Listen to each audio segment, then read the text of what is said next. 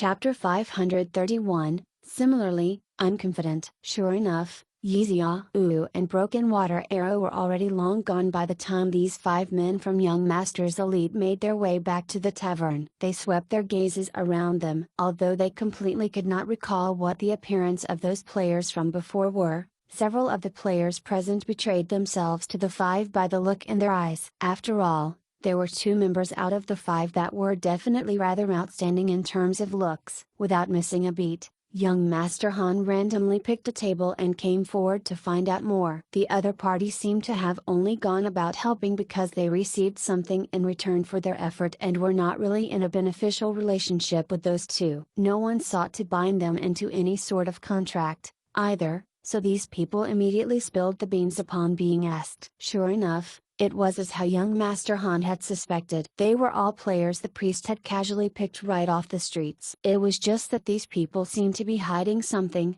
especially when they were asked just what sort of benefit they got in return from their help. All of these players evaded the topic and refused to talk about it, so young Master Han and the others were unable to learn anything further even after going around a few more tables. Looking at that priest's self-confidence, it doesn't seem that he's faking it. The others sat back at a table and began to mull over this matter. So, there's actually someone out there who has an even better understanding of this game than me. Brother Assist's ego was a little bruised by this. He had long admitted that he was no top-class expert in terms of combat, but he had always been very confident about his knowledge and information network. This self-confidence he had was not self-inflated, either. Any random player off the street, as long as they had a little bit of experience in gaming, would have no doubt regarding this field of expertise of Brother Assist. At most, people might mock his hobby, but that was it. However, today, he happened to meet someone who was actually confident to say that what Brother Assist knew was nothing but the tip of an iceberg. This incident wounded Brother Assist no less than Sword Demon when he lost a level. It cut deeply. Seeing these people's evasiveness and unwillingness to tell us anything else, I believe that the benefit they got isn't the sort that can easily be obtained, Sword Demon said. At least, it doesn't seem to be anything like treating them to a round of drinks or money. He also offered us the same benefits as long as we don't stand on Miles' side in this matter, War Without Wounds pointed out. They were all men who had seen the world. Exchanging looks with one another for a moment, they all uttered the same thing at the same time. Is he a game employee? If he's a game employee, it would completely satisfy all the criteria we've considered. Sword Demon nodded. Brother Assist sighed in relief as well. If that priest was an internal game employee, it was not too excessive for him to claim that what Brother Assist knew was just the tip off an iceberg. Parallel World was really cheap in this respect. The information that the officials provided was paltry at best, making it such that every new equipment, quest, or skill they unearthed now would be announced to the world like when the new world was first discovered. While the game maintained that sense of freshness, the lack of actual information as to what was to come meant that there was nothing for players to safely look forward to. Whether this was a good or a bad thing was up for debate as well. Still, if he is a game employee, why would he appear in such a fashion? Brother Assist found this to be strange. Yeah, they shouldn't be able to get an account of their own, right? Even if they did manage to get around this and made it into the game, they should be furtive with their actions. How could they be acting so brazenly like this guy? Does he think we can't tell that he's an insider? Royal God Call asked. Also, if he truly has such a thorough understanding of everything in this game, I'm afraid that the man doesn't merely have a rudimentary comprehension. I strongly believe that this man have an understanding at the developmental level of the game, Brother Assist posited. That's not necessarily the case, right? As long as someone has the intention, an internal employee just has to pay more attention to data collection, and they may be able to do what he just did as well. Brother Assist quickly debunked his assessment, most likely upon recalling his own interest in information collection. If such a person is truly our opponent. Sword Demon voice trailed off, as everyone exchanged looks with one another yet again. We won't be able to defeat him with conventional means. Levels mean nothing to him, as the strongest weapon in his arsenal is the information he possesses, young Master Han concluded. Hey, let's get back to the question I've asked before. Why would such a person appear in the game? Royal God Call reiterated his question. If he's here in the game secretly, It won't be worthwhile to tangle himself with the problem of Miles being a game-breaking existence, much less expose himself in front of other players by adopting such a position. Since he wanted to get rid of Miles, he could just directly freeze his account, and in this matter, why did he bother to run into the game and to gather other players to contend with him directly? Brother Assist carefully dissected the implausibility of such a person appearing in the game thusly. The others shook their heads, feeling that this man's presence to be somewhat bizarre. No matter the case is, we need to report this issue to a GM first. Brother Assist began to compose the ticket. GM had a separate channel as well, so although it would essentially have an automated reply, it was the only method players could use to report in-game issues to the system. It was a proven fact that there were employees taking note of this, as players would occasionally be contacted by these people. Of course, it would be a waste for these players not to buy a lottery ticket on the day when this happened. That's all that we can do for now. Let's wait for Miles to come online later tonight. Perhaps, he may have a better understanding of this person, young Master Han suggested. With that, everyone involuntarily condemned Gufei for being so irresponsible as to only play the game a few hours every day before they habitually went about their separate ways. Sword Demon was the last to leave the tavern, and he endeavored to make a beeline for the grinding maps the moment he left the premise. He was initially concentrating on this issue, but with everything at a temporary standstill, the sadness of him losing level quickly occupied his mind. Sword Demon truly believed that he was terribly unlucky. So what if he lost a level? The real issue here was that,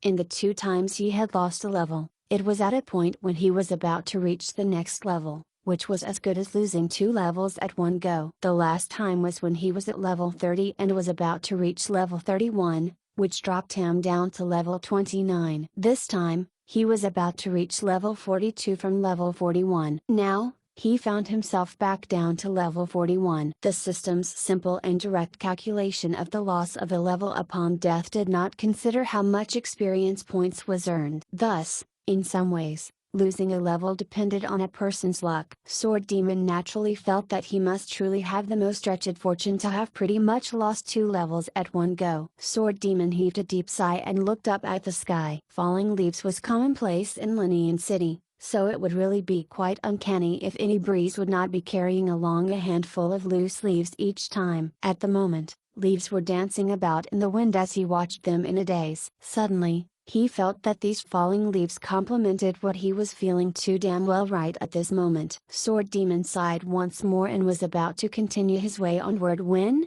in the instant that he lowered his head, he spotted a leaf that was gliding with the light breeze suddenly whirl upward. Sword Demon did not have the level of skill that Gufei possessed, but it would be preposterous to call him a novice when it came to practical combat experience. Having been gaming for such a long time, and as someone who conscientiously improved upon his skills and knowledge, why would he not take note to accumulate experience in this avenue? Seeing the fallen leaves abruptly whirl upward just like that despite the lack of change in the wind, he could only surmise that someone was responsible for this wind flow. It must be an attack. While it was rather impressive of him to arrive at such a deduction just from that, Sword Demon's reaction was just a few milliseconds too slower. He could immediately feel a sharp pain blossoming from his shoulder. Without even turning around, Sword Demon took a quick step forward before he moved 45 degrees to the side and dashed toward the nearest wall. As soon as his back was against the wall, he pivoted with his dagger already in hand and swiped out with his own cold gleam. The person behind him retreated quickly, evading Sword Demon's attack. The man stuck his tongue out and leered at Sword Demon sinisterly. "Your reaction's pretty quick.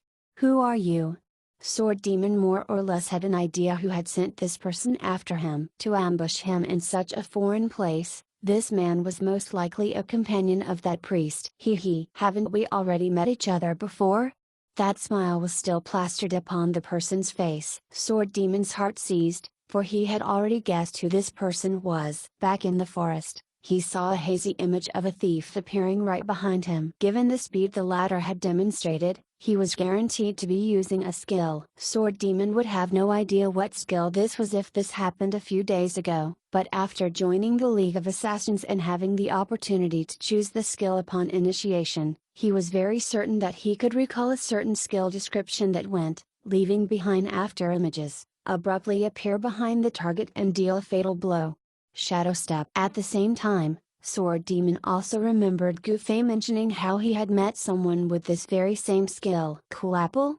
Sword Demon asked. The man nodded, his expression turning somber, as if he were a predator that had his eye on Sword Demon. There was no doubt that someone who had over 1,600 players would have plenty of experience when it came to the act itself. There was no room for errors when facing off against such an opponent. Sword Demon focused his mind and sharpened his senses as well. Although he knew that, having just left the tavern, his companions might still be nearby, he simply had no intention of calling for help at all. While his opponent did take the initiative to sneak attack him, the man had yet to call for any helpers on his side, either. Ultimately, this was a duel, and Sword Demon's pride did not allow him to cry out for aid over such a minor setback. He was used to being in the role of the rescuer and not the other way around. Should I use Shadow Mist Assault? The skill was waiting patiently for Sword Demon to use, but just as he got this thought, he realized that Cool Apple's posture had changed. The man lowered his center of gravity,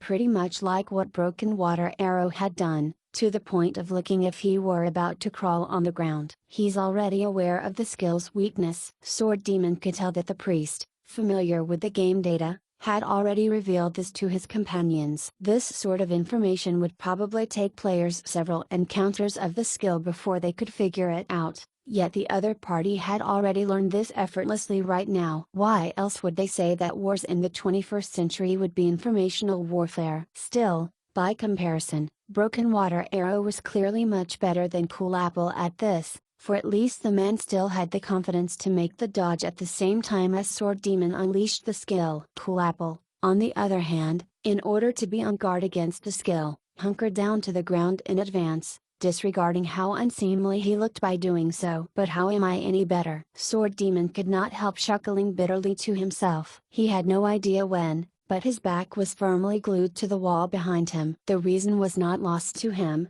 for he similarly had no confidence in being able to dodge Cool Apple's Shadow Step. I really envy guys like Miles for their superior reflexes.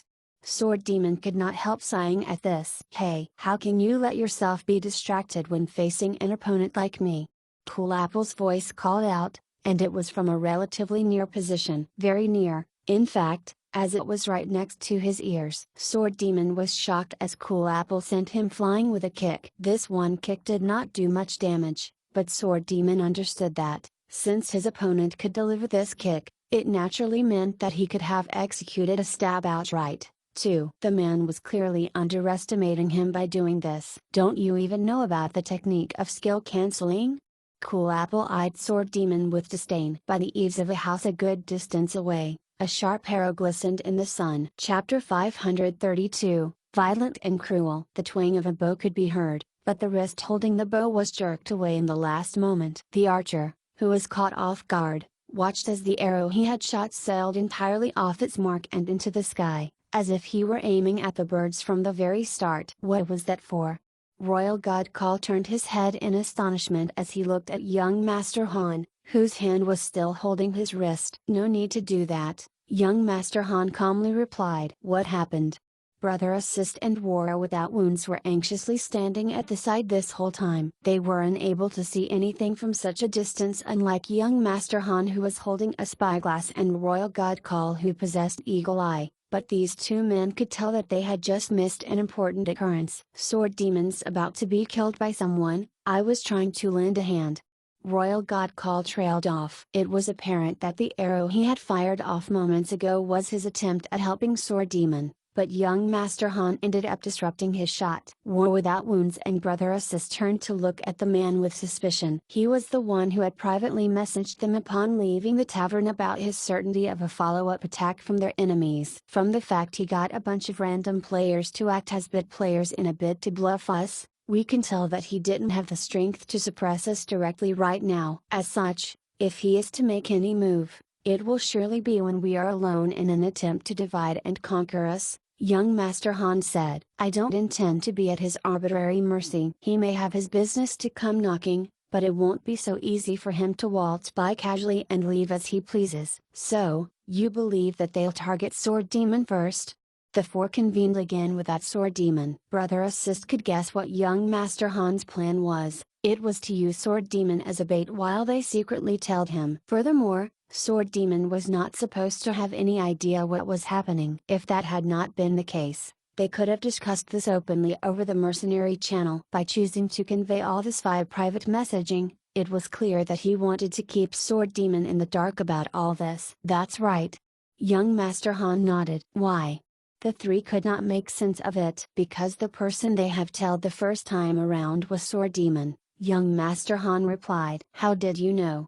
When talking to those bit players back in the tavern, I asked each of them when they were approached, and I matched it according to our respective time of arrival. There were already people being hired around the time when Sword Demon reached the tavern, but before Brother Assist arrived. Thus, without a doubt, the one they tailed was Sword Demon, and since he was the first one to reach the destination, they probably realized that the rest of us were meeting there, young Master Han expounded. The three instantly made the connection as they indeed recalled young Master Han questioning those bit players regarding the time, and they were all right beside him while that was happening, though none of them thought that such a method would uncover who was the one that got followed. Well, even if Sword Demon was the one being stalked the first time around, what has that got to do with him being followed and targeted the second time around?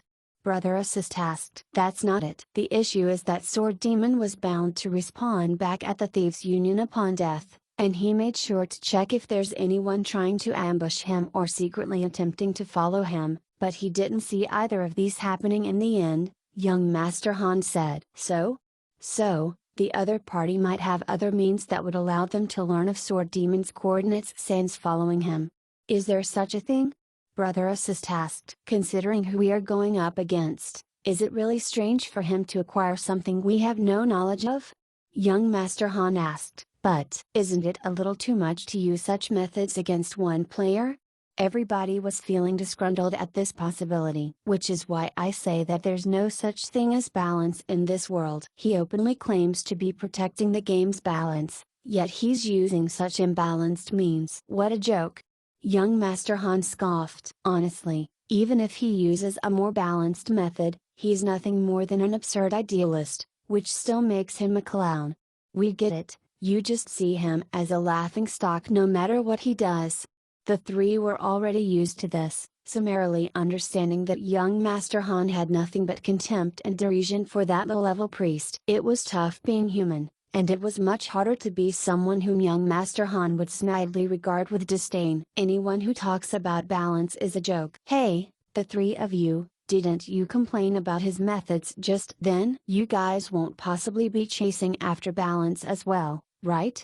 Young Master Han turned to regard the three men. What the heck, man? We're all having an amicable conversation here, why did you suddenly set your sights on us?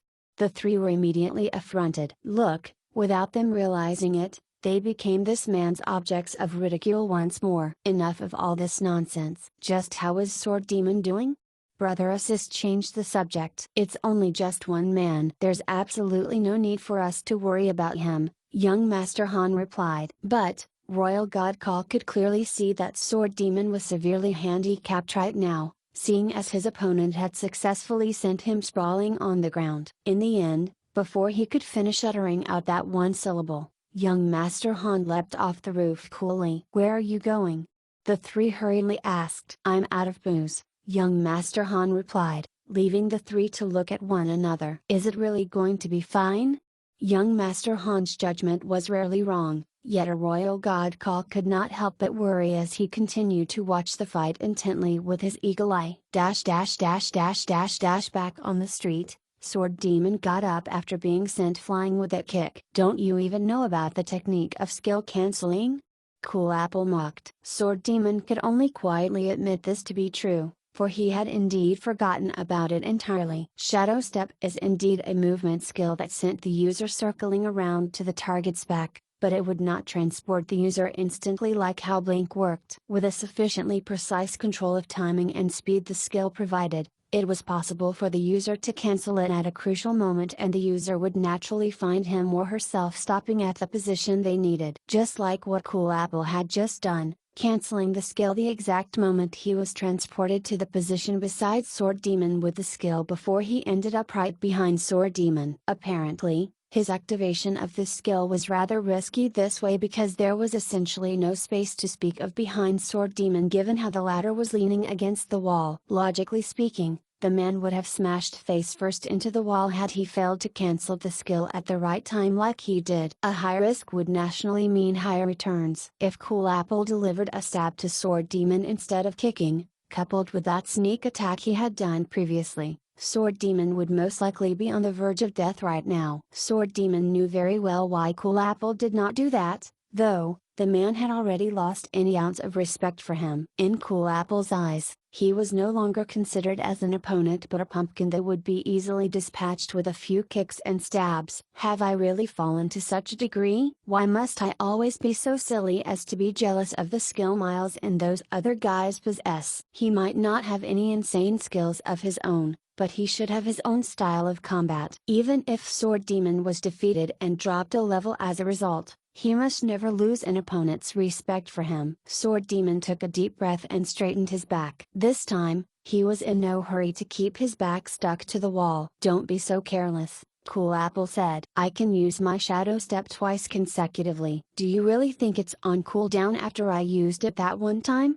It's not good for you to stand there like that, too, right? I can still use my Shadow Mist Assault, and it isn't on cooldown as well, Sword Demon said evenly. There was a slight change in Cool Apple's facial expression. He didn't say anything more as he slowly lowered his center of gravity immediately. Not even refuting it in the least and just immediately doing that, Sword Demon stared at Cool Apple's action and at least gained a little bit of information from it. If I can truly activate my Shadow Mist Assault without Cool Apple realizing it, that man will surely have no means of avoiding it. Cool Apple looked certain of this fact, so he had no other choice but to assume this posture. He knew that it was not a good look at all, so he would not hold this standoff for long. He would surely strike soon enough. Cool Apple's figure blurred. He's on the move. This thought came to Sword Demon, yet he seemed to show no attempt to catch where he ended up. He simply did this one move. He swiftly extended both his arms at the same time and quickly squatted down. His left arm made contact. Sword Demon had already expected this. Not even retreating or evading in the least, he struggled to counteract the momentum on his left by pulling it forward even as his right hand strove to drive his dagger in for a vicious stab. That figure collapsed beside him just like that, a look of shock and disbelief carved into his face. Sword Demon was not ready to give him a chance to get up. Plunging his left hand down with a jab of his dagger, he spun on one foot as his right hand followed with another thrust. No skill and no cool style. Against a man already sprawled on the ground, Sword Demon directed both his left and right hand to his back, stabbing again and again. He suddenly felt that what he was doing was both cruel and depraved, as if he were not engaged in a park duel within the game but were committing a murder and butchering a body, instead. Fortunately, Sword Demon was not overly troubled by this situation, as after several blows, Cool Apple could no longer hang on and disappeared in a flash of white light. The ground was clean, not leaving a trace of blood behind. Sword Demon heaved a long sigh and sat down on the ground. He finally found a way to deal with Shadow Step using his own style. By spreading both his arms like what he did, it would undoubtedly increase the radius the opponent had to travel to his back with a skill, thus,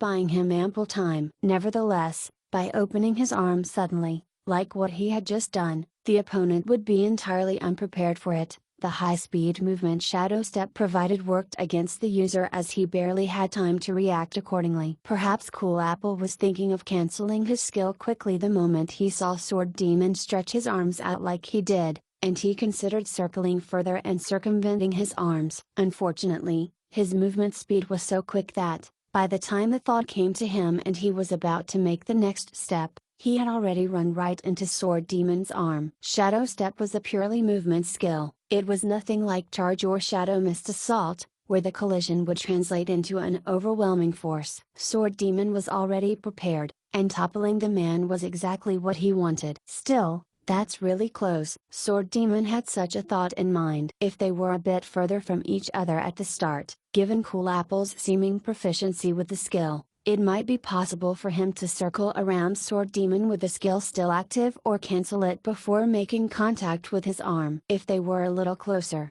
the timing when Sword Demon had his arms out might be too late, and Cool Apple would already be right behind him, and he would become the one who disappeared in a flash of light. Dash dash dash dash dash dash up on the roof a good distance away, Royal Godcall was rendered dumbfounded to the point where his mouth hung agape, but no words came out of it. Looks like Sword Demon managed to slay his assailant. Brother Assist and Warrior Without Wounds were in doubt. Royal Godcall nodded woodenly. How did he do it? Didn't you just say that Sword Demon was the one sprawled on the ground moments ago?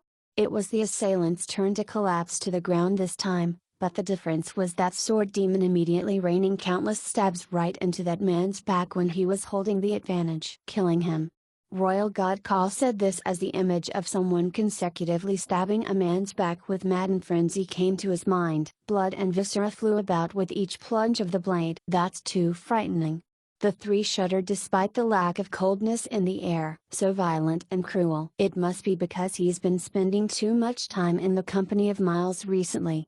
Chapter 533, The Disappearing Act of Cool Apple. Sword Demon was still on that same street, and the breeze in the air was still blowing just the same. The leaves, too, were dancing along with the motion of the wind, just like before. However, the feeling he had in him was different, and so the same scene looked different to him. The street looked as if it was filled with hope, and the light breeze about was refreshing. Even the falling leaves looked warm and inviting. There was not even a shade of melancholia in his heart right now. Stowing away his daggers, Sword Demon pulled out a bun and munched on it to recover his lost HP. He glanced quickly across his character information and saw that his park value had not increased after slaying Cool Apple. That was not too surprising as it was Cool Apple who had initiated an attack on him. Between the player initiating a park and the one receiving it, the initiating player would oftentimes attack the recipient and would be deemed by the system as the aggressor. Thus, the defender would not turn a park point when they retaliated. But how could the soulless system compete with humans? Once everybody had a good grasp of the park rules,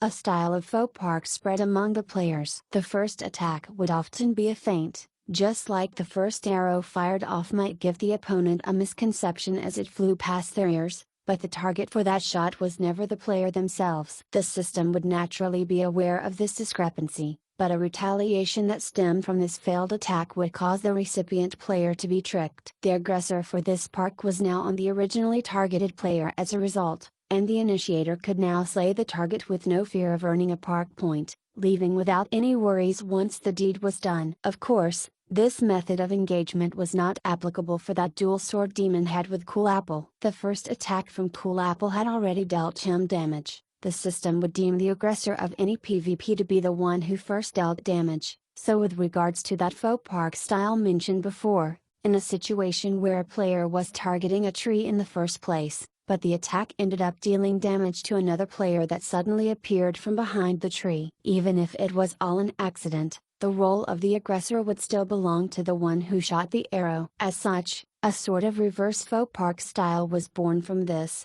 and it was mostly mages that suffered from this. While a mage was using an AO spell to grind monsters, a person with ill intention might suddenly dash in and purposely take damage from it and proceed to slay the mage without earning any park point. These two sorts of faux park styles were often used in counteracting another and vice versa. All sorts of complex modifications and changes to the styles made it difficult to explain everything all at once, but it just went to show one thing: players would forever be more cunning than the system, and the intelligence of the masses was unlimited. Sword Demon could not help but think of this when he saw that he did not incur a park point. However, he found such despicable styles of dodging earning park point to be very distasteful and rarely ever used it himself. He knew, though, that among the members of Young Masters Elite, War Without Wounds and Royal Godcall were experts in that field. The two would even sometimes animatedly discuss about it, be it in person or on the mercenary channel,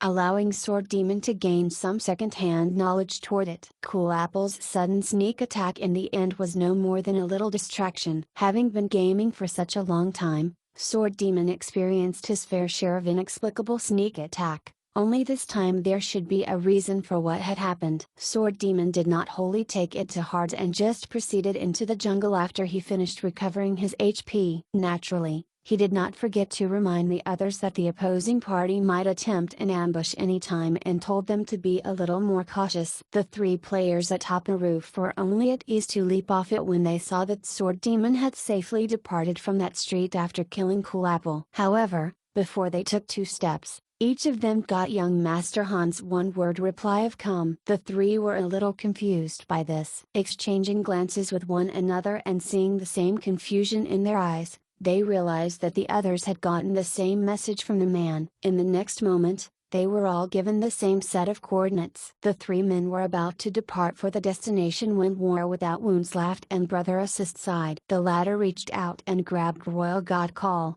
who had turned in the opposite direction of the other 2 men, and said, "Royal, this way." "I know. You can circle around this way, too."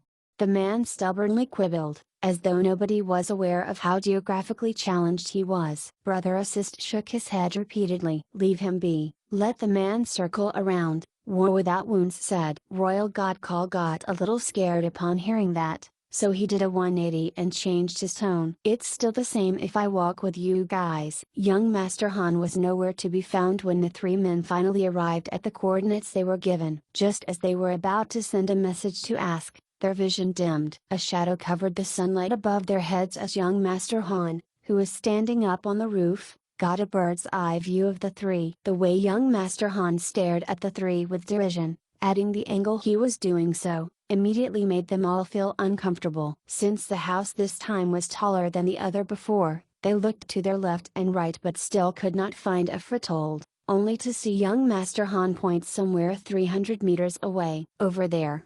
"Fuck, tell us that earlier." The 3 climbed up the top of that house and stood next to young Master Han. They were much higher up this time, but their line of sight was better, too. Young Master Han raised that spyglass again as if he were tracking something. The 3 followed where his spyglass was pointed to, looking and staring, until young Master Han suddenly said, "You guys don't have a spyglass. What are you looking at? Then, why did you call us here?" The 3 were fuming. "So, it will be convenient for us to act after," young Master Han answered. "Act on what? What are you looking at again?" The 3 were almost dying from anxiety. "Cool Apple," young Master Han replied. The 3 stared at him incredulously. "He's the who ambushed Sword Demon just now," young Master Han said. "How do you know that?"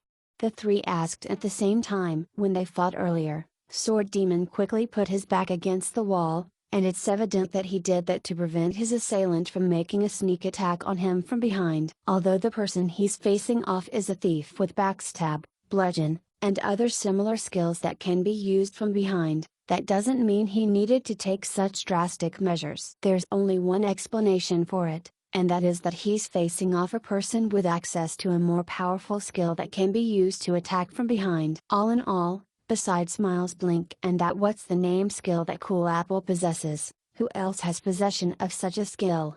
young Master Han asked. "Shadow Step." Brother Assist remembered such detail very clearly. "Oh, yeah, that guy did seem to possess a really strange, high-speed movement skill." Royal God Call had watched the fight through his eagle eye. While it might not afford him the same clear view as the spyglass, he could still see the fight better than War Without Wounds and Brother Assist. Young Master Han shrugged, showing that the matter to be clear at a glance. Clear at a glance, yet the 3 failed to make the necessary inference. They were momentarily left at a loss for words, because no one was willing to accept the validity of young Master Han's disdain. After a moment's silence, Royal God Call changed the topic. "But he ended up getting slain by Sword Demon. He sure lives up to his name as Sword Demon," Royal God Call praised. "That's nothing but the illusion you guys saw," young Master Han remarked. "What?" The 3 were now confused. "He's not dead," young Master Han said. "What? How can that be? I saw him disappear in a flash of white light," Royal God Call exclaimed. "Is a flash of white light a guarantee of death?" Royal God Call was still unable to escape the fate of being scorned. However, with a quick thought, he promptly realized what it meant. Disappearing in a flash of white light did not equate to death. They used the same trick before as well. Windchaser's emblem. Brother Assist already shouted this out. That's right. Young Master Han continued with great surety. Cool Apple is someone who has accumulated over 1,600 park points. Even if Miles deduced that the man didn't achieve the next level of the emblem, that doesn't mean that he did not obtain the basic emblem itself. So, he completed a bounty mission before, and when he realized that he couldn't defeat Sword Demon, he utilized the teleportation function of the item to make his escape. Royal God Call said. Perhaps this wasn't a method he specifically used to deal with Sword Demon but a habit of his. Instead, with such an item that grants this ability, he always makes sure that he has a completed bounty mission first, so the moment he comes across any sort of danger, the man can immediately use it to flee. Brother Assist said. That makes sense.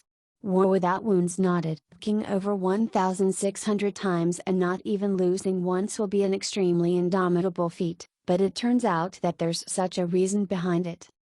Brother Assist nodded. His actual counts of park attempts might be even higher than that. It's just that whenever he failed, he would use his emblem to teleport and escape, so even though he lost the fight, his level would remain unaffected. Using the emblem in such a manner really isn't too bad. I should get myself one. War Without Wounds was tempted. Can I get it again? Royal God Call was a little depressed. He had previously gotten himself a Windchaser's emblem, but he had sold it to Svelte Dancer. Given how the system would calculate such stats when it came to quests and missions, everyone would have a record of their own. Royal God Call had no idea if they would still be calculated if he continued to do 100 or 200 more. Brother Assist patted Royal God Call consolingly, but the former was apparently not that bothered by it as he quickly turned to young Master Han. So, you actually came to such a place when you left us earlier because you've already determined that he'd make use of such a method to escape, and you are now waiting for him to leave the bounty assignment hall? Young Master Han looked at him with an expression that seemed to say, but of course. So, what is he doing right now? The three men asked. If this is a habit for Cool Apple, he's bound to pick up a bounty mission and complete it to prepare this teleportation method once more, Brother Assist guessed. Wait a minute. If this is his habit, why did he die at the hands of Miles that time? Royal God Call asked. Miles? The thief was insta-killed with a slash of Miles' sword when they clashed. If even a priest like me couldn't heal him up at all, how else would he be able to teleport? Young Master Han retorted. Where's Cool Apple? Royal God Call changed the topic once again. You won't understand even if I give you the coordinates. Young Master Han spat. The point is, we are about to eliminate this man before he completes this bounty mission he just got. Then, what are standing around here waiting for? Royal God Call leapt to his feet. Idiot. I, at least, need to see if his bounty target is in or out of the city. If he ends up running straight into the jungle, what's the point of us chasing after the man? Young Master Han asked. So, is it inside or outside the city? Royal God Call asked. I already said that we are going to eliminate the man, so of course he's in the city. Quick, get your butts down on the street and get to work. All of you. Young Master Han barked this order at the three. Brother Assist, you're with Royal Wounds will be alone. Move according to the positions I relate to you, find a street to conduct a pincer movement, young Master Han said. Royal God Call would always feel extremely ashamed during such times as he would have to follow a nanny due to him having no sense of direction. Actually, he had been working hard at getting better, but his improvement was minuscule. He did not dare to be too obstinate at this point, either, for it could really spoil things. The three nodded in agreement and each went in two different directions, following the coordinates young Master Han had directed them in order to capture Cool Apple. Chapter 534, Sinister Type vs Reprehensible Type. Cool Apple's emotions were far more distressing right now. Young Master's Elite was correct in their conjecture about how the thief had used the teleportation function of the Windchaser's emblem to escape. However, in truth, Cool Apple had only gotten the Windchaser's emblem recently. The reason he was able to run amok and park 1,600 times without ever losing a level was less about the fact he had the emergency failsafe Windchaser's emblem provided, but more of the unique topography of Xiaota City, where he was previously based. Only after he had obtained the emblem did he realize that the teleportation function could be used to escape a life-threatening crisis as long as he had a completed bounty mission on his quest log. In fact, it had been his first attempt using this function in such a manner during his failed attempt at Sword Demon's life. This was precisely why Cool Apple was feeling despondent right now. He enjoyed the pleasure of massacring through Park, and the thrill and tension that came along with the act. To him, the ability to escape after being defeated was very exhilarating and interesting. The use of teleportation functions should only occur when he had no means of escaping his predicament. Despite that, all he felt now was shame and utter disgrace. Motherfucker. Cool Apple cursed to himself as his hand subconsciously rubbed the spot on his back Sword Demon had repeatedly stabbed. Since he did not truly die, he could still feel the lingering pain in his back right now, and blood actually stained his hand after he had touched the wound, causing Cool Apple to grind his teeth viciously once more. Cool Apple checked the coordinates shown on the Windchaser's emblem and then adjusted his route of advancement accordingly. One thing young Master Han had not gotten wrong was that even though Cool Apple was unwilling to use that function of the emblem now that it was in his possession, the man would still see to it that the bounty mission he had picked up was completed. No matter how he looked at it, he would feel more reassured having the function ready at hand than otherwise. While Cool Apple was a little ashamed, angry, and disgraced that he had to teleport to get away from certain death, the man nevertheless felt a little delighted and fortunate for being able to do so. He would never expect to find me alive. That was the biggest consolation Cool Apple could get out of this at the moment. Just you wait, Sword Demon, I'll be back really soon.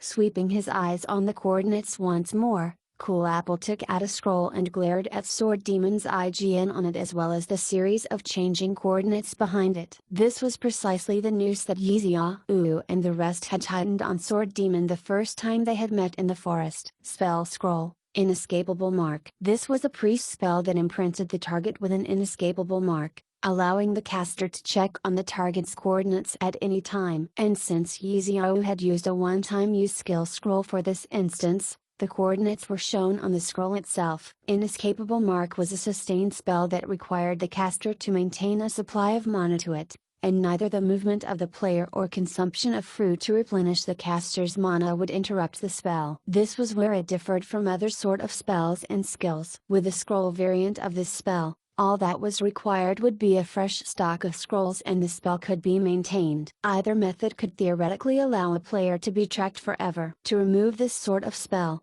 aside from the original caster giving it up of his or her volition, it would require the target, caster, or scroll owner dying or logging off in order to remove the inescapable mark. Besides that, the spell could be interrupted when the carrier of the mark got teleported over a vast distance. All these scenarios could not happen right now because Cool Apple already had decided that he would immediately hunt for Sword Demon once he slew the target he had for his bounty mission. Cool Apple quickly ran along the street. As he was still considered to be rather foreign around these parts, he would occasionally have trouble chasing after his target. More often than not, he would end up taking detours or having to retrace his steps as he ran toward the latest coordinates. Cool Apple patiently continued his hunt while he checked his coordinates from time to time, and quickly confirmed that his target was not too far ahead of him when he next checked his own coordinates. Quickening his pace, he could already make out a player in the distance with a string on numbers above his head, walking down the entrance to a lane. Found him. Cool Apple sighed in relief and proceeded to pull out his dagger from his dimensional pocket quickly. He was extremely familiar with ambushing his enemies, so even without the help of the heavy fog inside the city, he was still more than capable of finding an angle which players would not easily notice his approach. Cool Apple kept his eyes fixed on his target even as he walked up. This is just too thrilling. Cool Apple's eyes were aglow with flames of passion. He loved it when he knew that something was in the bag while the opposing party remained unaware of what was about to happen. That moment when he viciously plunged his dagger into his target and the look of inexplicable fear and surprise that would fleet across the person's face. Every aspect of the hunt was utterly satisfying to Cool Apple. Here I come, bro. Cool Apple muttered this to himself as he activated his fleet foot and streaked right behind his target. Unexpectedly, before he could even make it over to the lane entrance, a middle-aged warrior,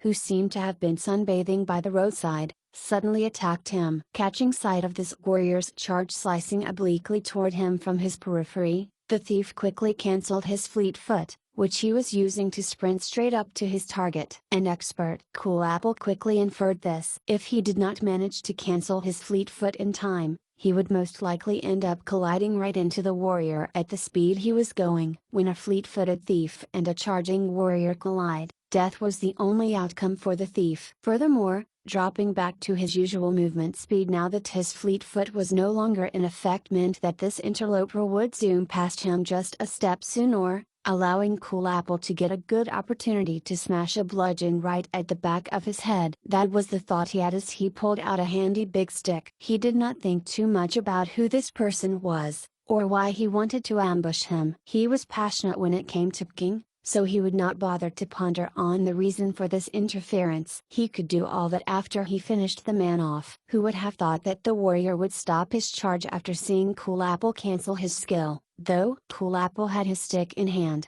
yet the warrior was standing right before him. There was no way his bludgeon could be executed on the back of the warrior's head like this. The warrior lifted both his arms, each holding a claymore, and did a cross slash. Cool Apple evaded this attack and took 2 steps backward, quickly activating his stealth. In the end, before he completely disappeared, he saw the warrior swing out with a raise of his hand. Cool Apple had no idea what sort of attack it was. He simply lowered his head to dodge it on reflex and ended up catching a cloud of white dust flying right to his face. While his head remained free of the white powder, it scattered all over his body. Fuck me.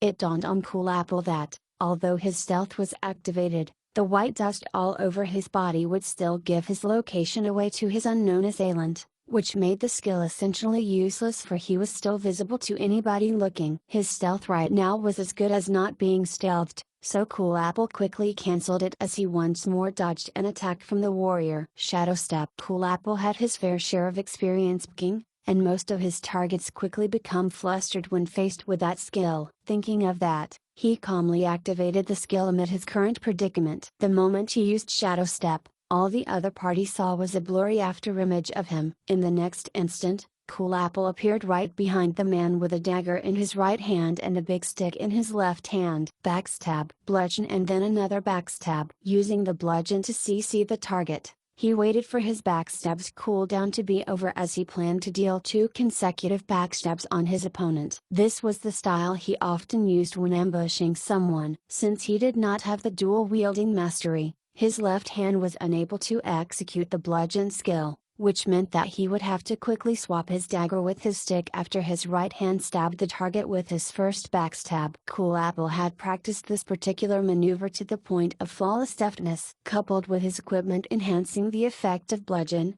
the duration of the dizzy status his target would incur would be lengthened enough for his backstab to complete its cooldown. Coordinating this with Shadow Step's astounding movement, which allowed the user to flit right to the back of a target, this could be seen as a perfect kill move. Alas, Cool Apple actually experienced imperfection this time. Just as he popped up behind the warrior and he brought out his stick, the opponent unleashed his skill. Cyclone. Even though those who had chosen the warrior job class would go through their job class advancement upon reaching level 40, this level 30 skill remained to be the strongest attack skill within their arsenal. Cool Apple instantly felt the keenness of blade upon his skin. Despite his backstab planting perfectly right onto the man, the fact that it was a hale and hardy warrior also meant that this one backstab barely dealt much damage to him. There was no way Cool Apple could press on to execute the 2 consecutive backstabs he was so familiar with, as the cyclone made it such that he was unable to control which direction he was going. That weak thief body of his was immediately whirled up into the air. The skill completed its home run when the sword connected to him,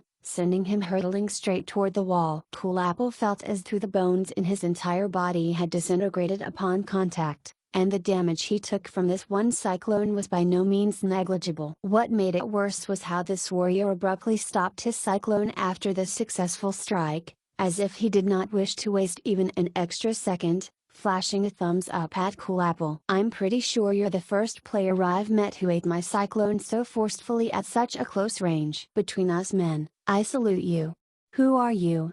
Cool Apple finally dropped this question out of curiosity. This was because he could already tell that this person was not like him, a player who was looking to enjoy some park, and was instead purposefully targeting him. It was apparent that the other party was completely on guard with his Shadow Step skill. From the moment Cool Apple had activated it and shifted into position near instantaneously, the warrior already had his cyclone at the ready. The latter was evidently aware that Cool Apple would appear behind him. Shadow Step was not a skill that any random player would have knowledge of, so for this warrior to be so prepared toward it meant that he already had information about Cool Apple. Furthermore, this person looked to be a seasoned gamer. Had he activated Cyclone the moment Cool Apple activated his Shadow Step, it was very possible that the thief would have already been struck by the warrior's claymore before he even made it behind the man. While that meant that the warrior would not take any damage, Cool Apple might be able to preemptively cancel his skill once he noticed what was happening. That was why this enemy had intentionally waited for the briefest moment before unleashing his cyclone. Only by taking that backstab from Cool Apple would the thief end up taking a full blow from the warrior's cyclone as well. At the moment, one was more dead than alive at the corner of the wall, while the other stood grandly at the center of the street. The winner and loser of this match were clear for all watching. Why aren't you flying off? I heard you've gotten yourself a Windchaser's emblem. Couldn't you teleport yourself away with a pop? Come on, disappear and show me.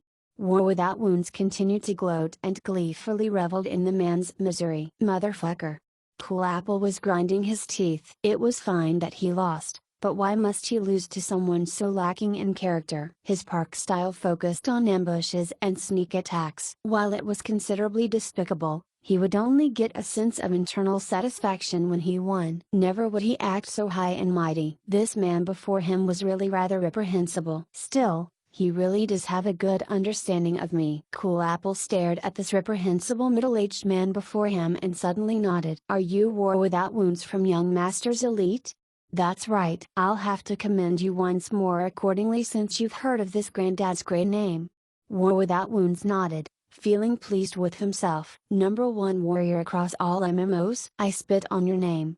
Cool Apple spat maliciously at him. Chapter 535, Simple and Direct. No matter how slow a warrior was, it would not be so slow as to be unable to dodge a player's spit. Not to mention that the slowness of a warrior manifested in terms of their movement speed. Thus, if they were truly slow when it came to moving their muscles or formulating thoughts, they would really be nothing but fodder to any of the other faster job classes. That was why players had come up with a more appropriate description for the slower job classes like warriors and priests. Baby legs. The baby-legged War Without Wounds turned his body to the side to avoid that spit from Cool Apple. Seeing that his enemy still dared to resist, and in such a disgusting manner to boot, War Without Wounds was of course incensed. He sharply sucked air through his nostrils and coughed loudly at Cool Apple to return the favor. Cool Apple naturally did not get hit by it as well. Still, the volume that War Without Wounds had expelled was aplenty, so it scattered forth in a wide arc when it left his lips. Cool Apple was able to dodge the hawk of phlegm but was unable to avoid the ensuing spray that came along with it,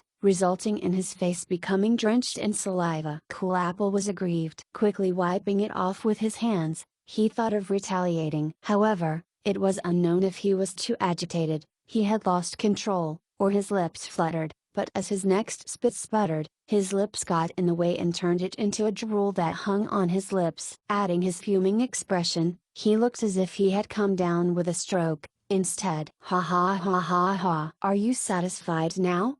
War Without Wounds was of course all the more delighted. Having emerged victorious over the man in a spitting match, War Without Wounds was busy congratulating himself of his gaming talent. Cool Apple was infuriated to the point he felt he was about to pass out. Having failed his last attempt, he no longer had the face to give it another shot. After all, would this endless back and forth not just make them look like snotty brats? Furthermore, given how shameless War Without Wounds acted, he was almost certain that the warrior would return 10 spits for every one he did. So he felt that it was nonsensical and childish for them to fight like this. Cool Apple thought that he should still reserve a modicum of integrity for himself as an expert by not competing with a man over such thing. Thus, he pulled himself together and barked, "What exactly do you want? At the moment, his HP had already dropped below the critical threshold, and his character stats had been severely weakened as a result of this. It could be said that Cool Apple was already a filleted fish on the chopping block, but War Without Wounds had yet to send him back to the spawn point, leaving Cool Apple a little nonplussed as to why that was so. Is this guy planning to tie me up and spit on me like a madman? Thinking that such a shameless act was something War Without Wounds would be capable of, he could not help but panic. He even forgot that the person who had actually started the spitting match was him. What do I want? We'll have to walk and see. Then, War Without Wounds said as he took 2 steps forward and brought Cool Apple, who was no longer putting up any resistance, up to his feet. Ignoring his protestation, he dragged the man with him as he swaggered down the street. Players all gave him the side eye as they passed by, but in this world, anyone who would stand up for righteousness would only do so when it involved a damsel. Seeing that the player War Without Wounds dragged behind him was no woman, everyone merely spared the pair a quick glance out of sheer curiosity, but nobody came forward to stop him. That was how Cool Apple's body got tragically used like a broom, as War Without Wounds dragged the man down the street, leaving a long trail behind him. Hello. War Without Wounds waved his hand enthusiastically, greeting the 2 players before him. The 2 spared the man a glance, and their eyes stopped onto the limp body of Cool Apple in shock. What's that? War Without Wounds looked over his shoulder. Fuck, how did you turn out like this? You've almost given me quite the fright. Linian City was essentially a village, so the road was muddy. Dragging Cool Apple the whole way had him looking like a mud skipper now. That's Cool Apple?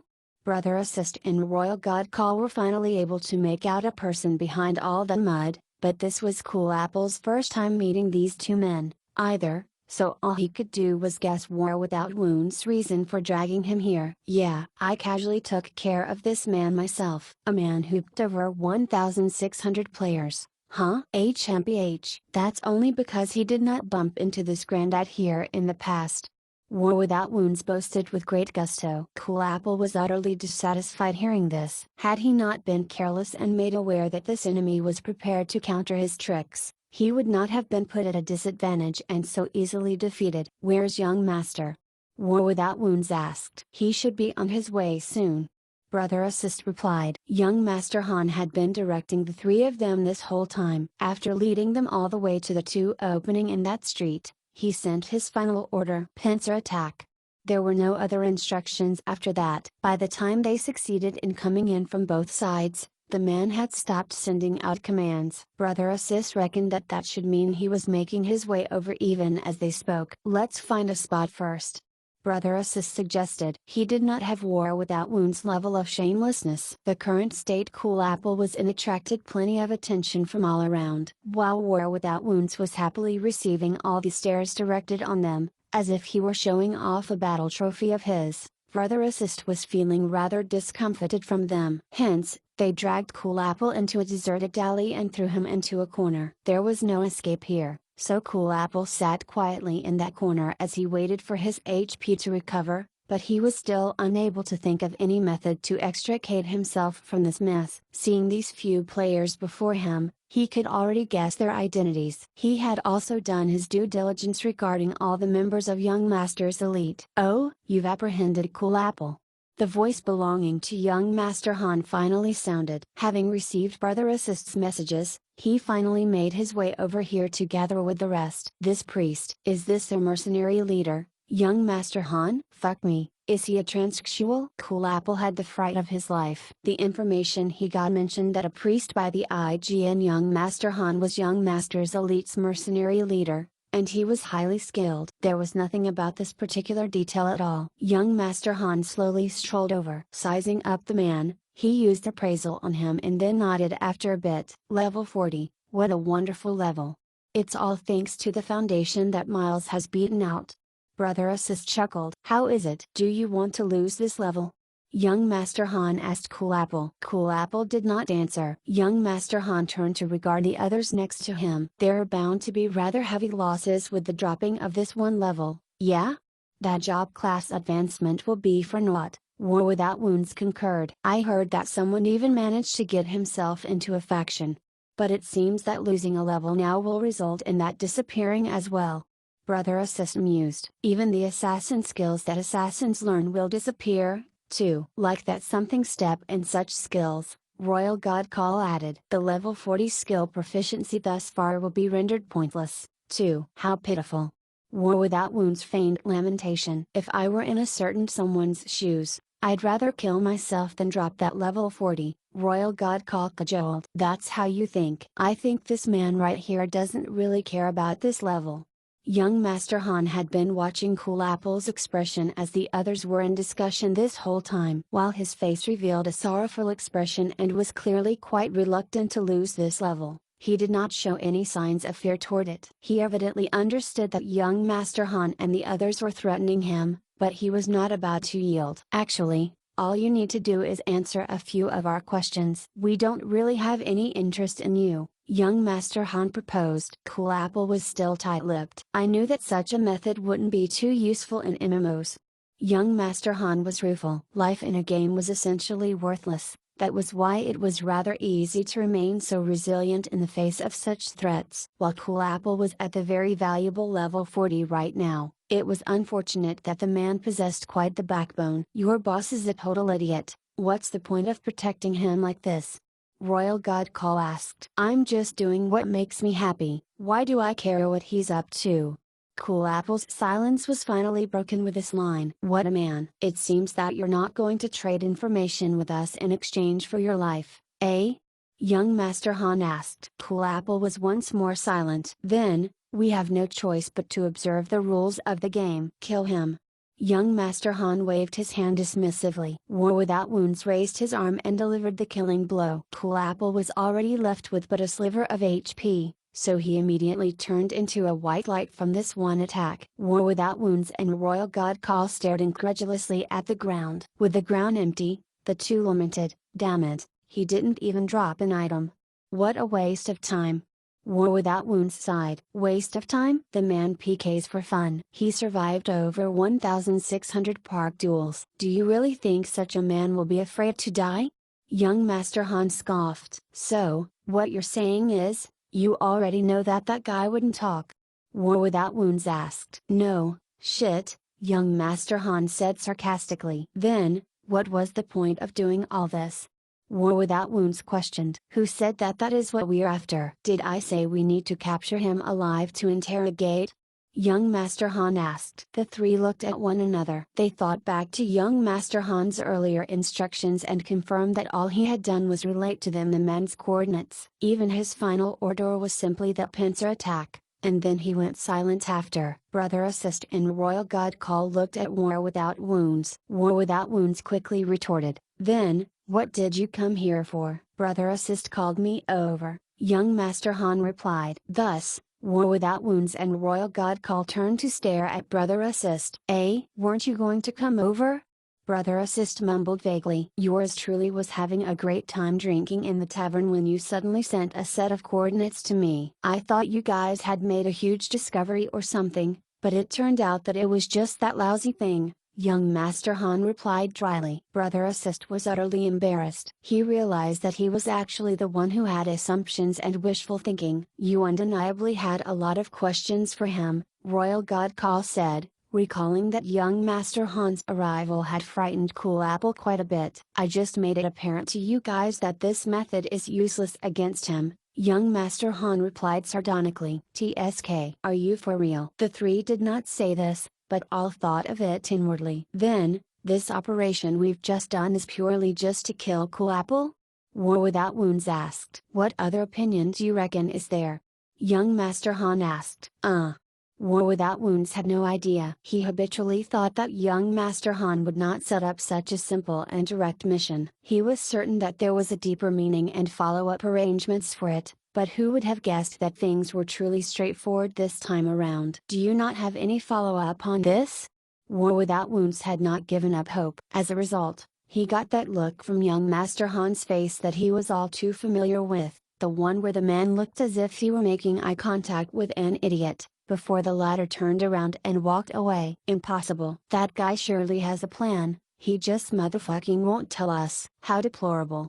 War Without Wounds told Royal God Call and Brother Assist. Yes, that must be it.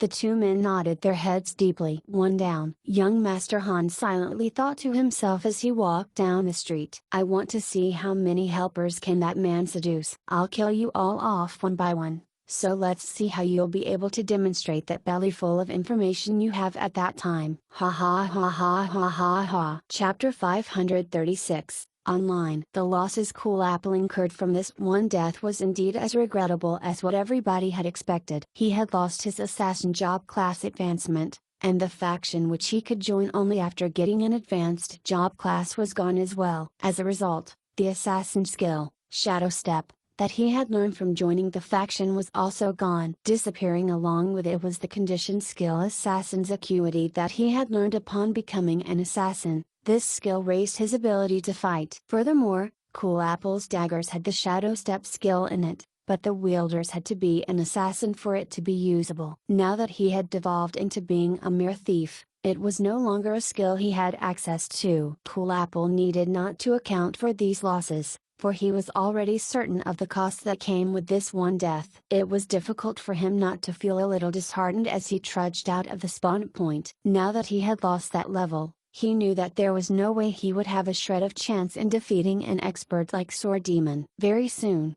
the man found himself doing the same thing Sword Demon was currently doing. Striding off with great determination under the falling leaves, the man headed deep into the jungle surrounding Linian City. Questing and grinding. These were the two most common methods to obtain experience. Comparing the two, most players would prefer the former as they would at least be involved with a variety of activities. It was completely different from the drab and boring act of withdrawing into some part of a grinding map and grinding on monsters. However, to experts like Sword Demon and the others, they usually stuck to the grinding method. As players with the skill and equipment, their efficiency when it came to grinding monsters was a step above the masses. Quests, those depended on what sorts of rewards were offered, or when they were truly put off by grinding on monsters and needed to do something different to get themselves adjusted. Finally, evening came, and the chief culprit of everything that had happened today between the two opposing parties, the legendary game breaker, 1000 Miles Drunk, got online. The system was fair, so this single news was sent to both parties online. Your friend, 1000 Miles Drunk, is online. Having been away for the whole day, Goofy naturally had no idea of all the things that had happened in game. His thoughts when he entered Parallel World were still about that mistake and awkwardness with Deep Waters, Broken Water Arrow, and the others, wondering just how he could deal with the matter. In the end, a torrential succession of messages came in rapid fire the moment he stepped into the game. Over the channel and private messages, everybody was all chattering at the same time. What happened? Goofy asked. Everyone was talking at once, so Goofy was only able to make sense of what had transpired after a fashion. Our preliminary conjecture is that even if this person isn't a game employee, he should at least have connections to the company. He holds plenty of information about the game that most players don't have access to, and that is his most powerful weapon. I've already relayed this matter to the GM online, and even the various avenues players can lodge complaints to, but I have yet to receive a reply from them about the matter. Brother Assist concluded his report. Fleeting smile? Goofy asked. What? Everybody was confused. That priest you just mentioned. Is his name Fleeting Smile? Goofy asked. You know the man? Indeed, I do know someone who claims that he is a game employee, and he goes by the IGN Fleeting Smile. I believe his job class is a priest, Goofy recalled. It had been quite some time since he had last met Yizia. Back then, Goofy's level of expertise in gaming was nowhere near his current understanding of it, so the thought of using appraisal did not even cross his mind, nor did he have any in-depth knowledge when it came to a player's equipment. Recalling what he could with the aid of what he had learned about the game so far, Goofy reckoned that the gear Yizia was wearing back then seemed to belong to the priest job class. Wait a minute. That name sounds a little familiar. Brother Assist suddenly had a vague impression of something and quickly began to flip through the recording book he had with him. Soon, he found the name. It was precisely the IGN of that player who had been ahead of 1000 Miles Drunk on the experience efficiency leaderboards a long time ago. No wonder. Now that he was so familiar with Goofy, Brother Assist knew the latter was able to grind on monsters at a terrifying rate. Thus, for a player to top that, and a priest to boot, Brother Assist only held great reverence for this person who had been etched in his mind all this while. It all made perfect sense now. Since that player turned out to be a game employee, it was only naturally for him to locate the fastest and most appropriate means of leveling given the extensive in-game knowledge he possessed. Hey, he's online. Wait, let me ask the man himself. Goofy suddenly said this. Everybody was flabbergasted. Fucking hell. The two of them even have each other as friends? Haven't heard from you in so long. What's all that about?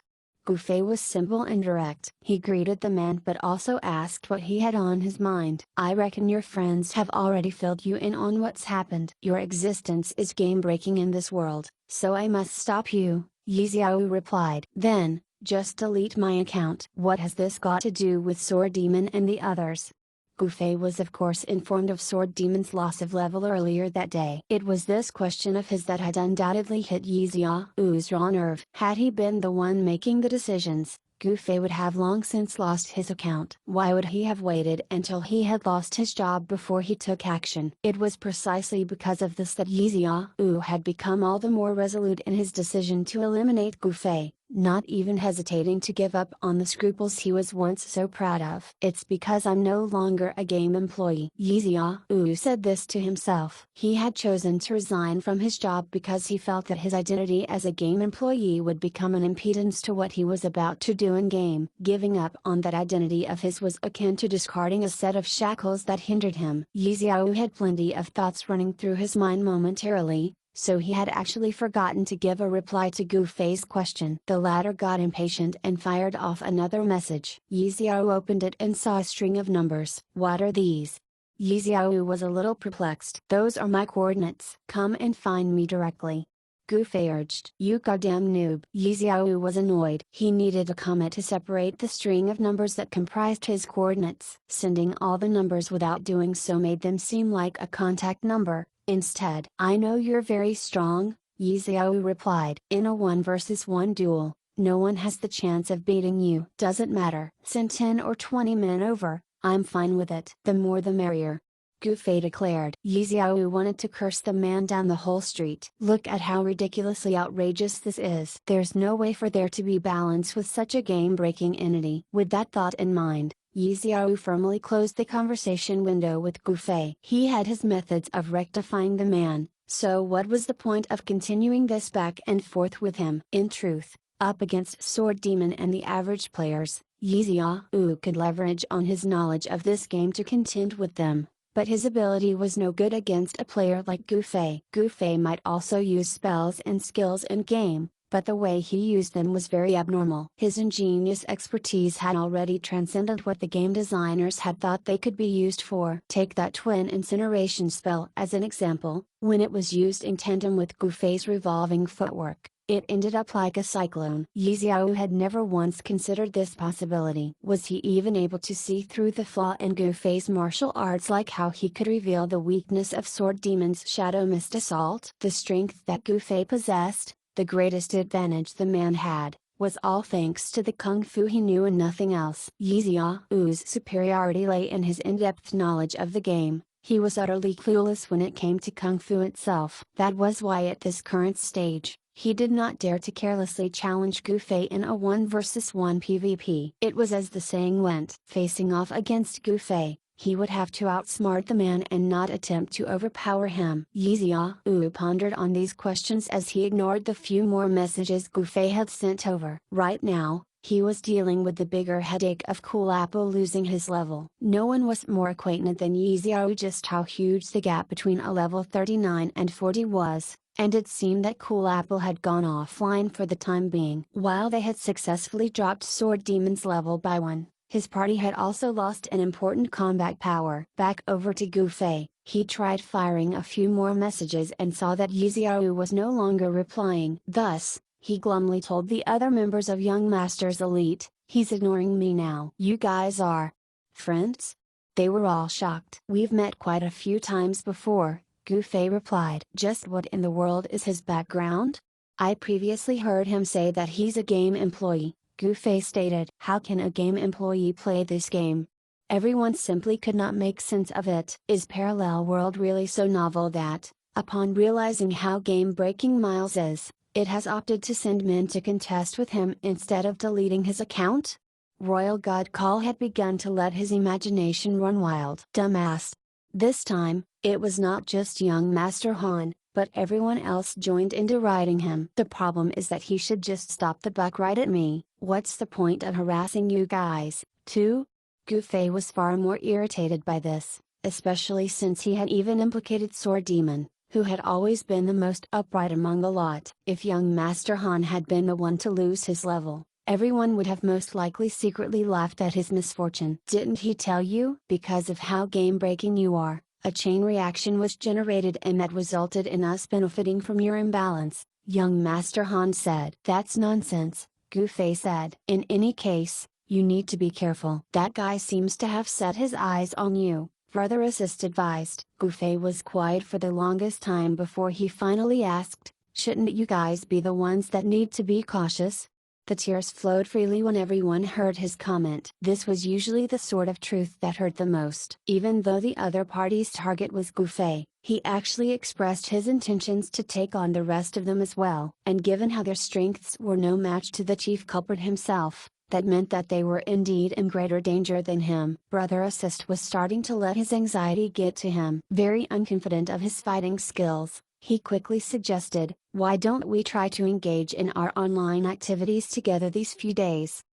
Logically speaking, it shouldn't be that easy to locate a player given the size of the world map. Perhaps, those guys have some special tricks up their sleeves, just like how they previously managed to track down Sword Demon. I'm sure they are using a sort of method that we are currently unaware of, and that's what we should be focusing on, young Master Han proposed. Is that the advantage that this fleeting smile person bring? Brother Assist muttered. Sword Demon? Why aren't you speaking? Gu Fei asked. Sword Demon had not said a single word over the mercenary channel. He's gone to grind his level, so he's turned off all messaging, young Master Han replied. Gu Fei tried to send a private message, and sure enough, he was met with a system prompt about the recipient having turned off messaging. Sword Demon was focusing on the grind. It appeared that he was preparing to be up and running again in the shortest time. Well, now that we know that guy's name, I'll go and lodge a more detailed complaint about his actions once more, Brother Assist said. I'm afraid that might not be of any use. That guy has probably thought of this, and that's why he can act so openly. The man probably has nothing to fear, young Master Han said. Then, what do we do? Brother Assist asked. You can continue to try it your way. We'll be more than happy if you succeed, but if it doesn't work, then we'll just have to put in some effort and take them down one by one. Right now, we've already taken down Cool Apple, and we know his accomplice is that broken water arrow, young Master Han said. Dash dash dash dash dash dash dash. On the other end, Yi Xiao finally received Broken Water Arrow's message. Those people we wanted to get in contact with has finally reached out. Okay, I'm good on my end, too, Yi Xiao replied. Chapter 537, each going their own ways. While we did manage to reach out to those we are seeking, earning their confidence might not be so easy, Broken Water Arrow answered. I've already thought of that. We can't treat these guys as fools, Yi Xiao said. What do you think their current attitude will be toward us? I agree. They would most likely treat our attempt to reach out with a healthy dose of suspicion. I feel that it might be more effective if we go for a more direct approach, just like how we came into contact with Cool Apple and got him on our side, Broken Water Arrow answered. The difference with this lot is the level of doubt they may have for us. Yes. Yi Xiao concurred. However, there's this one guy, Silver Moon, whom I have yet to succeed in contacting directly. It's hard to grasp the timing when he gets online. From the 2 times he replied, once was at 5:37 a.m. and another was at 12:13 p.m. The man doesn't come online every day, too, Broken Water Arrow shared. From the content of his reply, I deduced that he's been cooped up at a spawn point for quite some time now after he offended certain people. All he can do is come online from time to time to check if the coast is clear or if there's a chance for him to escape. How long has he been trapped there? Yi Xiao asked. I reckon it's been about half a month. Broken Water Arrow replied. Phew. Both parties sure have quite the perseverance. Yizia sighed. I specifically made a trip all the way to Beishi City with the intention of meeting Silver Moon face to face. I didn't manage to bump into him in the end, though I did catch a glimpse of that setup right outside the Knights barracks over there. Those players camping him out don't seem to be the same lot. From what I gathered, someone has placed a mission in the Hall of Mercenaries about rewarding any player that can directly kill Silver Moon once. Plus, it seems that Silver Moon has already been slain till he's down to level 36, which makes him that much easier to bully. Players often pass by the Knights barracks when they have nothing else to do. If this carries on, I do believe that account of his can be considered as crippled for good, Broken Water Arrow said. So, what you're saying is that you haven't even managed to add him as a friend? Yixiao asked. I don't know when he will come online. From my last try, which was just a minute ago, he's still offline, Broken Water Arrow replied. Well, if this carries on for almost half a month, maybe that man will just give up on the game entirely.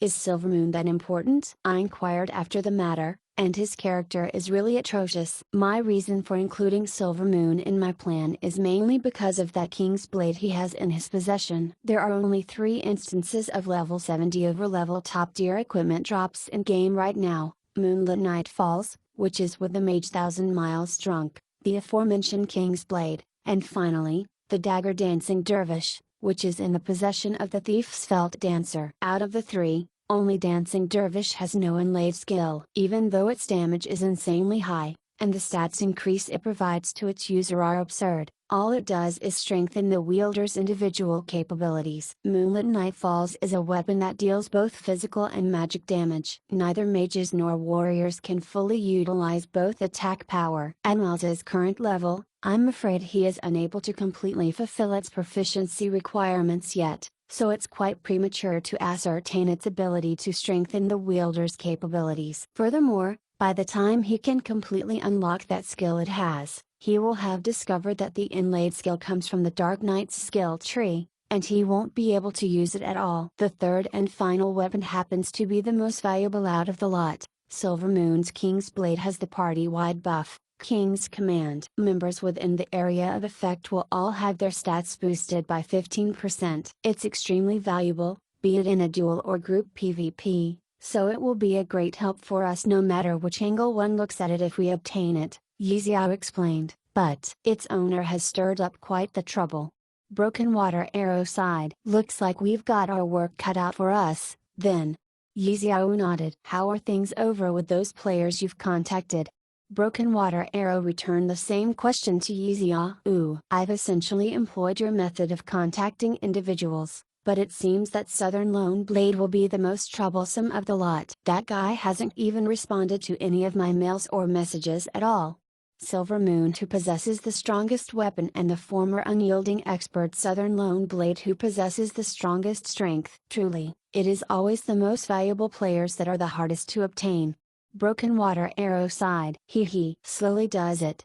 Yixiao did not seem to be overly anxious. I'll head over to Beishi City myself and take a look at Silvermoon's situation.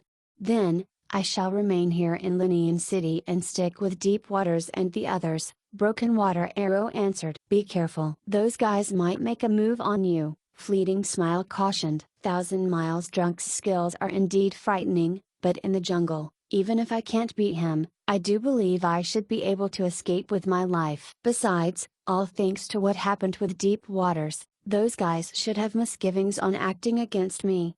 Broken Water Arrow reassured. There had yet to be any face-to-face clarification with the misunderstanding between Gufei, Sword Demon, and the others, and Deep Waters sighed despite Deep Waters having already apologized on behalf of the two. Broken Water Arrow was also aware that the action they had first taken toward him was the result of a prior misunderstanding, something that was originally easy to bury the hatchet over. Who would have thought that both parties would have such an antagonistic relationship, which only became further complicated when it got entangled with the previous misunderstanding. This confusing causal correlation of the entire situation became a convoluted mess that even Broken Water Arrow himself felt a headache coming on just thinking of it. How in the world would those people deal with matters? While Linian City's jungle looked peaceful on the surface, It was actually the most bustling location. This was especially true during the peak gaming hours at night when the majority of the players in the city would dive into this fauna, sprawled out in the maps across various levels, to grind on monsters or do quests. This was even a good location as far as online dating could go. In the area where Deep Freeze Guild had carved a site for themselves, Deep Waters was in high spirits as he took an aimless stroll around. The misunderstanding between his friends had now been cleared up, and his relationship with Coco had been repaired as well. Even though young Master Han managed to trick him so early in the morning, it barely affected his ongoing good mood. At the moment, he was happily chatting away with his fellow guildmates. Guild leader, someone is here to see you. A guildmate from the outer cordon reported thusly. Who? Deep Waters asked. It's that mage, was the reply that came to him. Oh, I'm coming over. Deep Waters was elated. He figured that 1,000 Miles Drunk was probably in a hurry to log off for work this morning, so now that that man was online, he immediately made his way over to apologize to him. Yes, from this fact alone, I shouldn't make things difficult for him. Deep Waters dashed toward the outer cordon delightedly, as those men stationed there had already let Gufei pass. The two met somewhere in the jungle. Deep Waters magnanimously called out, Bro, you're here. Yes. Gufei wore an ashen expression. Where's Broken Water Arrow? Oh, yes. Apologizing to Broken Water Arrow, even Sword Demon hasn't done that yet. This guy's even more sincere than Sword Demon. Deep Waters was so touched he hastened to reply. He's yet to make his way over. Honestly, he doesn't really mind that much. It's nothing but a misunderstanding. The fact that you're here is enough. We're all comrades, so don't think too much about it. What did you say? Gufei knitted his brows. Ha, bro, why so serious? Honestly, I'm a very laid-back kind of guy, really approachable. This isn't a big deal. I've already forgiven you, Deep Waters generously said. Gufei stared at Deep Waters as if he were looking at a monster. Forgive me? What for? That whole situation you and Sword Demon have caused, of course. Don't worry, it's all a huge misunderstanding. I've already been informed, Deep Waters answered. Oh, that. Gufei was thinking about this when he got online, but with so many other things happening while he was gone, it had slipped his mind completely. When Deep Waters suddenly mentioned this, he was temporarily reminded of it, and he quickly expressed his regret. Really sorry about that. It's my mistake. Haha. I already said that it's fine. Deep Waters patted Gufei's shoulder vigorously. Yes, so where's Broken Water Arrow? Gufei asked again. There's no need to be so serious. Old Broken won't mind things, either. I'll be sure to relay your apology to him when he returns, Deep Waters benevolently expressed. No, I'm looking for him for something else, he clarified. What is it? Deep Waters casually asked. Slay him. What? Deep Waters' tears nearly fell straight to the ground. Don't worry. It's definitely not a mistake this time.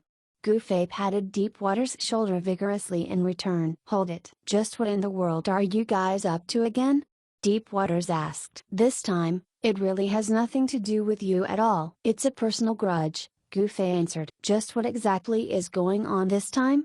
Deep Waters was depressed. Could he not have a few more happy days? He felt as if everything had just ended a few hours ago. Yet something had cropped up again. Broken Water Arrow and his other friend have a little conflict with me. Of course, it's got nothing to do with you at all, so you don't have to mind it too much. Gufei replied. Don't have to mind that much. Deep Waters was defeated. What are you even saying? You're both my friends, how am I gonna let things slide? Can't everyone just sit down and properly talk about this? You guys can slowly chat about it, I'm a little pressed for time. Gufei patted Deep Waters as he asked, so, Broken Water Arrow isn't here yet? Deep Waters shook his head in a daze. He felt that he did not have enough brain cells to process everything. Then, I'll wait for him here. Gufei pulled out his sword and parked it into the ground. It registered in Deep Waters' eyes in a glimmering blur. Say, just what exactly is going on? Can you tell me about it? Deep Waters asked. Gufei then began to give him a rundown of what had happened. So, from what you've said, Old Broken came to help us entirely because we've lost that competitive quest from before, and what he's doing now is purely to compensate us. Deep Waters asked. Yeah, helping you guys get stronger so you all can achieve victory in whatever war that's about to occur, Gufei replied. And the only reason we have this compensation is because you're far too powerful of an existence to the point that nobody can contend with you, and we shouldn't have lost that competitive quest. Thus, they think that we deserve a recompense? Deep Waters asked. That seems to be the case. What sort of convoluted nonsense is that? Deep Waters was confuddled. That's everyone's reaction, too. Gufei nodded. Everybody simply did not understand the theoretical basis behind Yixiao's argument. Does he get to compensate me just because he says he wants to? Did he even ask me? Deep Waters was indignant. Right? Gufei said. Furthermore, the issue he has is with you. All he's got to do is rectify your deeds. Why even drag us into it? Deep Waters asked. I found that to be really strange as well. Gufei agreed to his assessment. What did you say that guy's name is?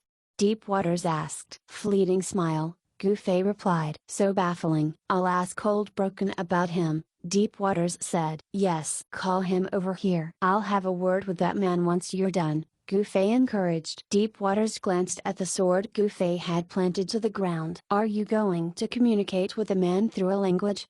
But of course. Gufei nodded his head and balled up his fists. Just through body language, though. Chapter 538, The Depth of Deep Waters. Broken Water Arrow was heading into the jungle after leaving Linian City to go to the area where Deep Freeze had staked a claim in with familiar ease. The man had really given his all into helping improve that guild. While they were still far off from the standard of jungle warfare he had in mind, he already expected as much, and never did he presume that these players would be able to reach that level of expertise. After all, everyone was here in this game in search of entertainment and not to be properly drilled. Because what they were currently doing was a novelty to them, these guild members looked forward to these skills and tactics they had picked up, in hopes it would help them clinch victory in whatever battles they participated in from here on. However, Broken Water Arrow was well aware that this motivation could disappear at any moment. All he could only hope was for everybody to improve a little while they were still devoted to this, and to gain a certain advantage when it came to PvPing in the jungle for a period of time. At the moment, the effect of this was rather distinct. He had at least been able to change plenty of the more glaring bad habits these players had by imparting plenty of good habits that they should cultivate to them. Still, in these aspects, the players from Deep Freeze already possessed knowledge others did not have when it came to PvPing, and their capabilities were already above that of the average player out there. I've already taught them all that can be taught. The other things don't seem to be too appropriate for a game. From here on out, it should be enough if they continued to practice on their own. Now that Xiao and Thousand Miles Drunk have officially butted heads, I suppose it's time to say goodbye to Deep Waters as well. Broken Water Arrow was thinking of this when he received Deep Waters' message, which was asking for his location. I'm making my way over, Broken Water Arrow replied, not thinking too much into things. This was about the time when he would be together with the others in the jungle every day, so it was only normal for Deep Waters to ask this question since he had yet to show up. Oh, I'll be waiting for you. Deep Waters gave such a simple reply, even as he included his current set of coordinates. Broken Water Arrow did not think too much about this, either. Deep Waters can actually be considered as one of those players he had been imparting skills to, and was someone he personally considered as among the more outstanding players. The man was smart and quick on the uptake, able to draw inferences from other instances and analogies. The things that Broken Water Arrow mentioned to him were quickly implemented into the game. And with how the man had a much clearer understanding of the game than Broken Water Arrow, he had been able to successfully meld some of the techniques and rules in the game with what Broken Water Arrow had taught him, even going as far as to improve upon it in execution. It was during those times that Broken Water Arrow ended up learning from Deep Waters, instead. On top of that, there was not much to say as to how Deep Waters treated his friends. Broken Water Arrow was rather fond of this friend he had made. Deep in the jungle. By the time Broken Water Arrow finally spotted Deep Water's figure in the distance, he could also make out another individual standing right beside the man at the same time. It was a mage, whose black robe hung limp to the ground, with a dark purple sword stabbed straight into the ground right before him. Its glimmering blade was not completely unnoticeable beneath this overcast jungle canopy. That guy came so soon. Broken Water Arrow was a little astonished to see Gufei move so quickly. Was he not just exchanging messages with Yixiao just moments ago? In the blink of an eye, he had actually traveled all the way into the jungle and was now waiting for him to turn up. Broken Water Arrow had even thought that the man would be held up by the strained relations between him and Deep Waters and the others right now, so even if he made a move, he would not make it in full view of Deep Freeze here. That was the point when he realized how mistaken he was. This 1,000 miles drunk person was determined when it came to his ideals and motives, and matters pertaining to the more human aspects of the world would not rock him in the least. It was completely impossible to restrain how he behaved. Just look at how he had not only opted to avoid Deep Waters, he was even waiting for his arrival alongside the man. In the time these thoughts surfaced in his mind, Broken Water Arrow reached the two men. "You're rather gutsy. You can clearly see me standing here, yet you didn't even show a shred of hesitation as you strode over," Gufei marveled. "Hey, I said I'd do the talking first."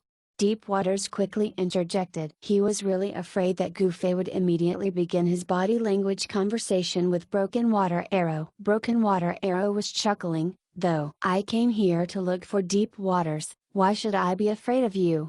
Okay, you guys can go ahead and finish your business first." Gufei nodded. Broken Water Arrow held his gaze onto Deep Waters. "It seems you've more or less been filled in on what's going on." Deep Waters nodded. "I really don't understand that line of thinking you guys have. It's really simple. Because of that man there, you and your guild encountered something very unfair, and what we're doing is merely hoping to provide you guys a certain reparation," Broken Water Arrow explained. "And that's what you've been doing all this while?" Deep Waters asked. "Yup." Broken Water Arrow nodded. "Even though I've only provided you guys with a handful of techniques, and I can't guarantee that you will all ultimately attain victory through this in the city war, the standard of your PvPing in the jungle should have at least been elevated. I'm sure you're very clear on this." Deep Waters nodded. "That's true. You've indeed been a great help to me and my guild. Plus, no normal player could have provided us aid in these areas besides you." Broken Water Arrow merely chuckled. "But," Deep Waters suddenly raised an objection. "While it is a good idea, have you guys ever thought of the possibility of the recipient rejecting your kind gesture? You'd reject it?" Broken Water Arrow was confused. "No," Deep Waters admitted, "but you guys didn't seem to have asked us me. Why ask when you're not going to reject it?" Broken Water Arrow questioned. "At the very least, we would be given the right to make the decision ourselves. I don't need this sort of imposed intentions. There are already plenty of things out in the real world that are outside of our control. This is but a game, so I insist on having absolute freedom while I am in here. I simply don't want anyone helping me make any decision when it comes to what I experience," Deep Waters replied. "Whoa, Deep Waters. To think you are so profound."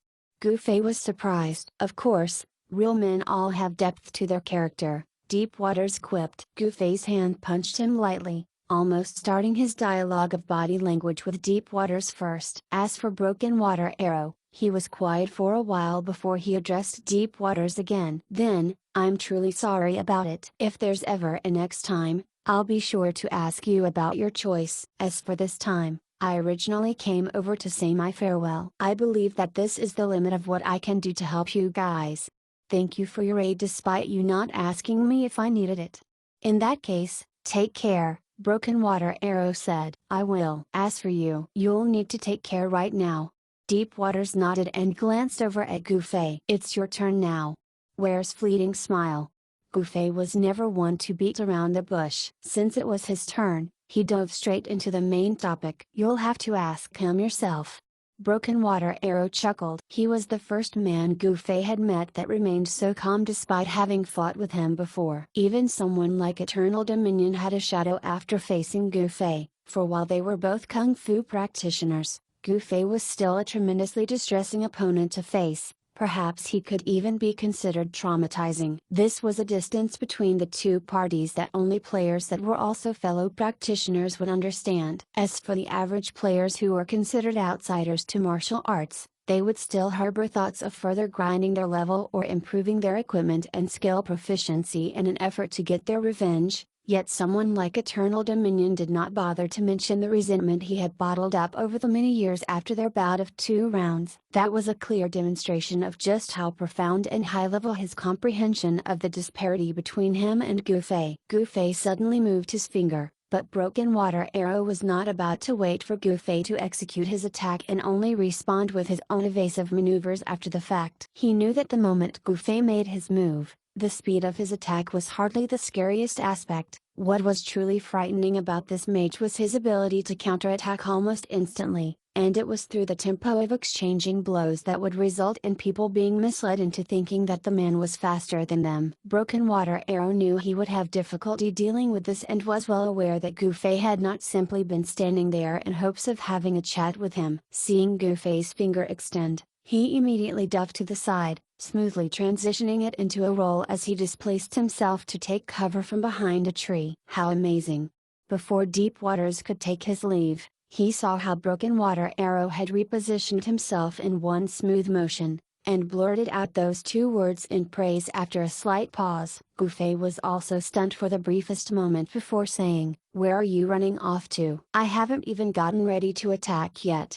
Gu Fei's finger did indeed move, but was it not normal for people to fidget and shift their bodies after standing for quite some time like he had? Still, he had to give props to the keenness of Broken Water Arrow's eyes. It was quite the feat for him to catch such a slight movement. At the same time, he had to admire the man's hypersensitivity. His finger had merely twitched. Was there a need for the man to dodge so quickly like that? Broken Water Arrow did not make a noise from behind the tree, as there was no way he would expose himself so easily. He was a true expert now that he was in his element, fully utilizing the terrain advantage this jungle had provided him. Broken Water Arrow firmly believed that even Gu Fei would not be his match here. "Come on out, I know you're behind there."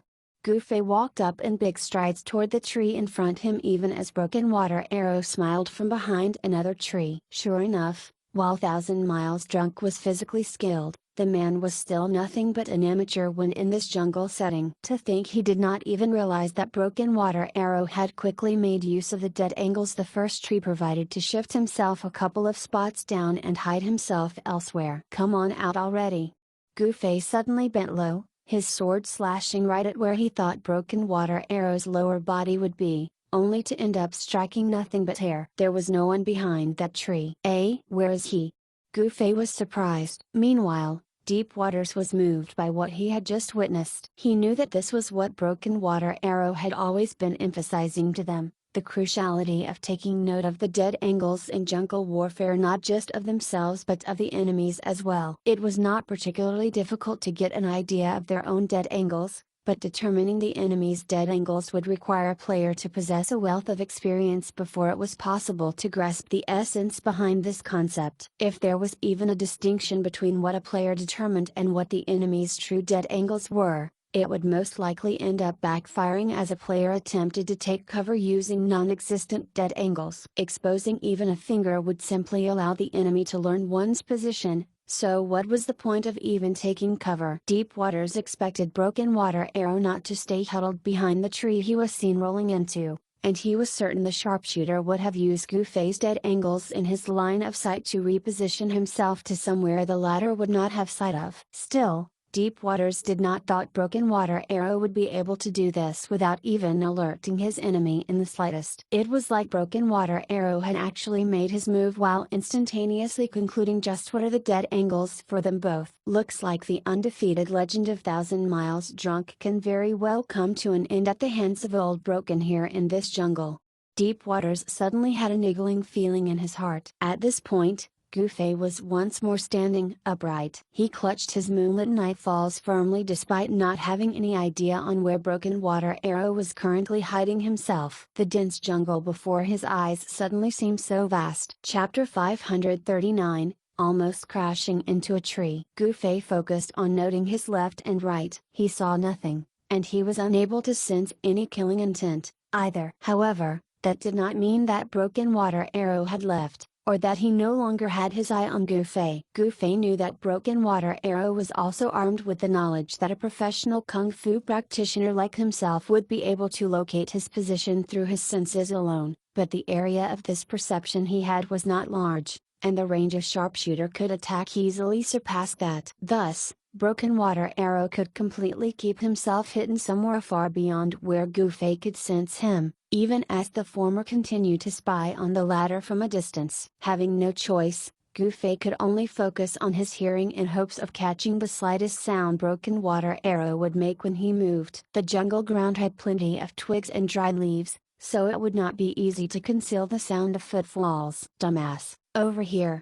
This sudden shout caused Gufei to jump in his skin. Even though Broken Water Arrow was the enemy, he was not the sort to trash talk like this. He turned to look in the direction of the shout in his astonishment, and this was when Gufei realized his mistake. They were in the training grounds of Deep Freeze, and the direction where this shout had originated from had a group of players setting up their traps. As they were dealing with a monster, it was only natural for them to have no fear that their shouts and calls would be heard by the monster. Brazenly yelling to one another so openly, that dumbass cry was from the group's leader, who was chiding a member for his incorrect positioning. The jungle was not in the least bit quiet. Trying to discern Broken Water Arrow's footsteps from the noise around here would be no more than a fantasy. Just as Gufei was feeling troubled, he saw deep waters wave right over at his end. The noisy group in the distance suddenly went silent, looking over in their direction and nodding before they abruptly disappeared. Furthermore, in a short period of time,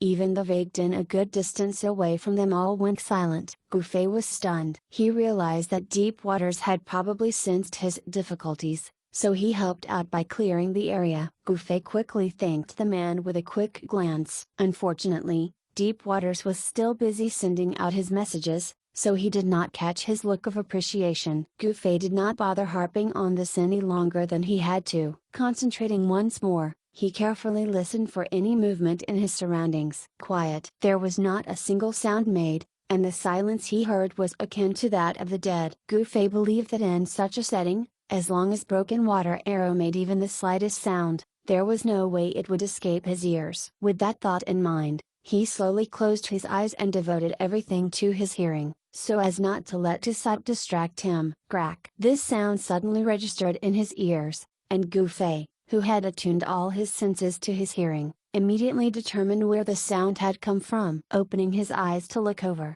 he blinked with a wave of his hand and looked all around him. He was confidently thinking that this would force Broken Water Arrow out from his hiding spot, but what he saw, instead, was a crossbow bolt flying right toward him. This bolt was very sudden, and Gufei was unable to block it in time, so he could only turn to the side and let it fly past. This bolt streaked past him, but a second one soon followed, flying straight at the position he had stepped into. Gufei turned his body to dodge it once more, causing him to turn consecutively for 3 rounds. As he corrected his footing each time, bolts came brushing past him one after another. Whoosh! At the 4th shot, Gufei was finally unable to continue dodging in this fashion. A tree was blocking the path he kept turning toward, and another turn would have him crashing into it. This sudden obstruction that came out of nowhere disrupted Gufei's tempo, all while his opponent's firing pace remained unchanged. Thus, that 4th shot found its mark without any contention. Gufei took this bolt head-on and followed along its trajectory as he leaned backward. With his feet still firmly planted to the ground,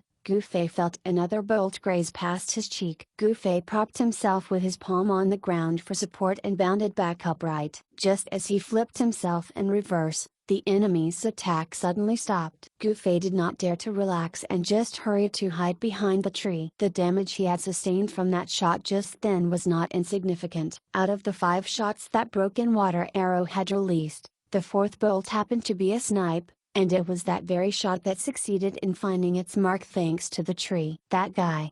Hiding behind the tree, Gufei munched on a loaf of bread he was holding. To think he was not attempting to replenish his mana during battle but to recover his HP, instead. This was essentially the first time he was thrusted into such a situation while attempting to park someone. He realized that he truly could not afford to underestimate Broken Water Arrow, as that man had plenty of advantages over Gufei in this dense jungle. It was almost similar to how Gufei had his kung fu to bully the average player. Take what had happened before as an example. That first cracking sound Gufei had heard was not broken water arrow exposing his position out of folly. That man must have also noticed their surroundings becoming quiet and immediately tested the waters, drawing Gufei into a position where it was convenient for him to attack. That first crack was probably a shot that broken water arrow had intentionally fired at a tree. As for the series of dodges that Gufei did in response, he did not believe that broken water arrow was so omniscient as to have predicted that. Still, the fact that Gufei's tempo was interrupted while he was dodging and the man's ability to capitalize on it to fire off a snipe was truly a feat worthy of praise. Using the parlance of kung fu practitioners like Gufei, he had accidentally revealed a flaw in that moment thanks to the tree getting in the way,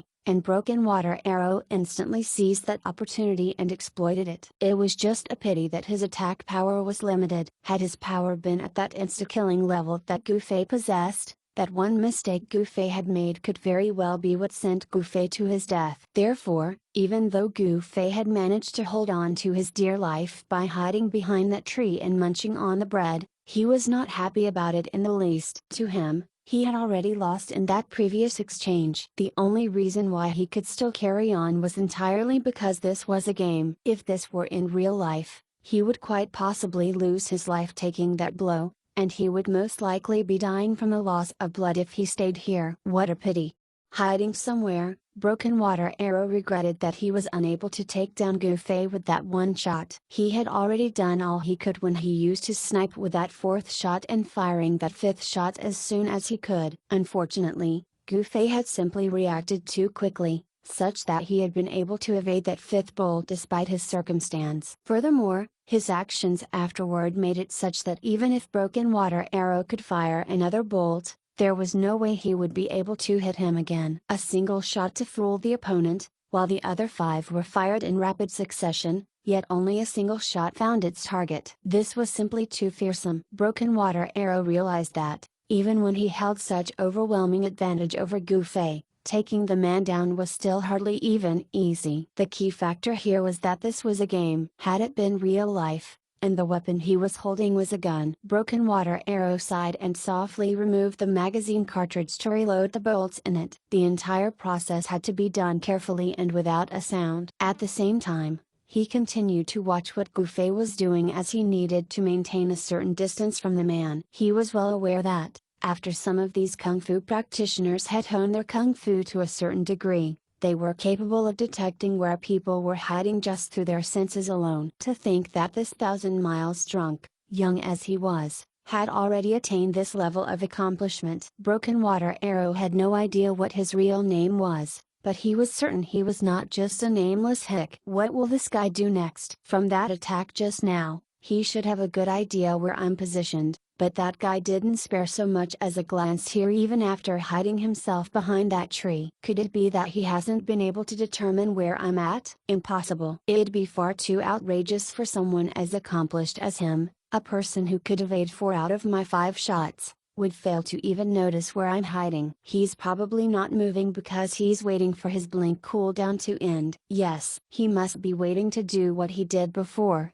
blinking over here to kill me when I least expect it. Broken Water Arrow nodded to himself, believing his deduction to be correct. If this was the case, then the entire situation was well within his grasp. As long as the initiative remained on his side, he could try a second or even a third time. It would be a matter of time before he took down the man here in this jungle. Harboring such thoughts, a thin smile could not help but grace Broken Water Arrow's lips. However, in the next instant, that smile he had froze in place. That was because he spotted Gufei, who was supposed to be peeking cautiously like him or appearing near him with blink like what he had expected, simply walk out from behind the tree and very casually make his way in his direction. Instead, what? Gufei's action was beyond Broken Water Arrow's expectations. Do I attack? As he asked himself this question, he noted that the position Gufei had appeared from was perfect. But seeing the man walk out so openly without any sign of fear or concern for his attacks, on second thought, had it not been for Gufei's poor choice of position, which had him almost crashing into a tree as he dodged, that snipe Broken Water Arrow had unleashed back moments before would have been entirely for naught. There was not much time left. For every moment he wasted hesitating, Gufei moved a bit closer to his location. Should I attack or withdraw? Broken Water Arrow knew that he could not continue dawdling like this. If Gufei grew any nearer, he could very well end up within the range of his senses. At that point, he would be detected no matter how well he hid himself as long as he looked at the man. So, will I be fine if I don't look at him? If Broken Water Arrow was not too confident with making the attack, he would only end up exposing his current position. Withdrawing might result in him becoming exposed, too, given how sensitive Gufei's ears were and how quiet the jungle had become. In the end, that was precisely how he had come up with the idea of continuing to keep himself hidden. If he could continue hiding, Gufei might think that he was no longer around. If he exposed himself, he could immediately change his position, and that was not much different from changing his position now. Having finally made his decision, Broken Water Arrow ended his surveillance of Gufei and turned his back on the latter's approaching direction as he carefully shrank behind the cover of the tree. Deep Waters, who was standing stationary as he spectated this duel, was astonished at the skill Gufei had shown when the latter was dodging those crossbow bolts. He was equally surprised right now when he saw this mage recklessly step out from behind the tree he was behind moments ago. The way Deep Waters saw it, the gist of the jungle warfare relied on the logic of keeping the enemy in view while keeping one's self out of sight. Concealment was the key, and whichever party ended up being exposed first would nationally become the loser of a match. This was the method that Deep Waters was accustomed to. What Gufei was doing now, if it were not for the man being an indomitable expert, Deep Waters would criticize him and call him a dumbass. However, since it was precisely Gufei who was using such a method, Deep Waters simply could not make such thoughtless remarks. When it came to fighting, this person possessed deep profundity. After all, Deep Waters kept an open mind as he continued to witness this duel, only to see Gufei brandish his moonlit nightfalls and call out, "Broken Water Arrow, let's have it out, once and for all." Fuck! Deep Waters threw his hands in the direction where Gufei was standing.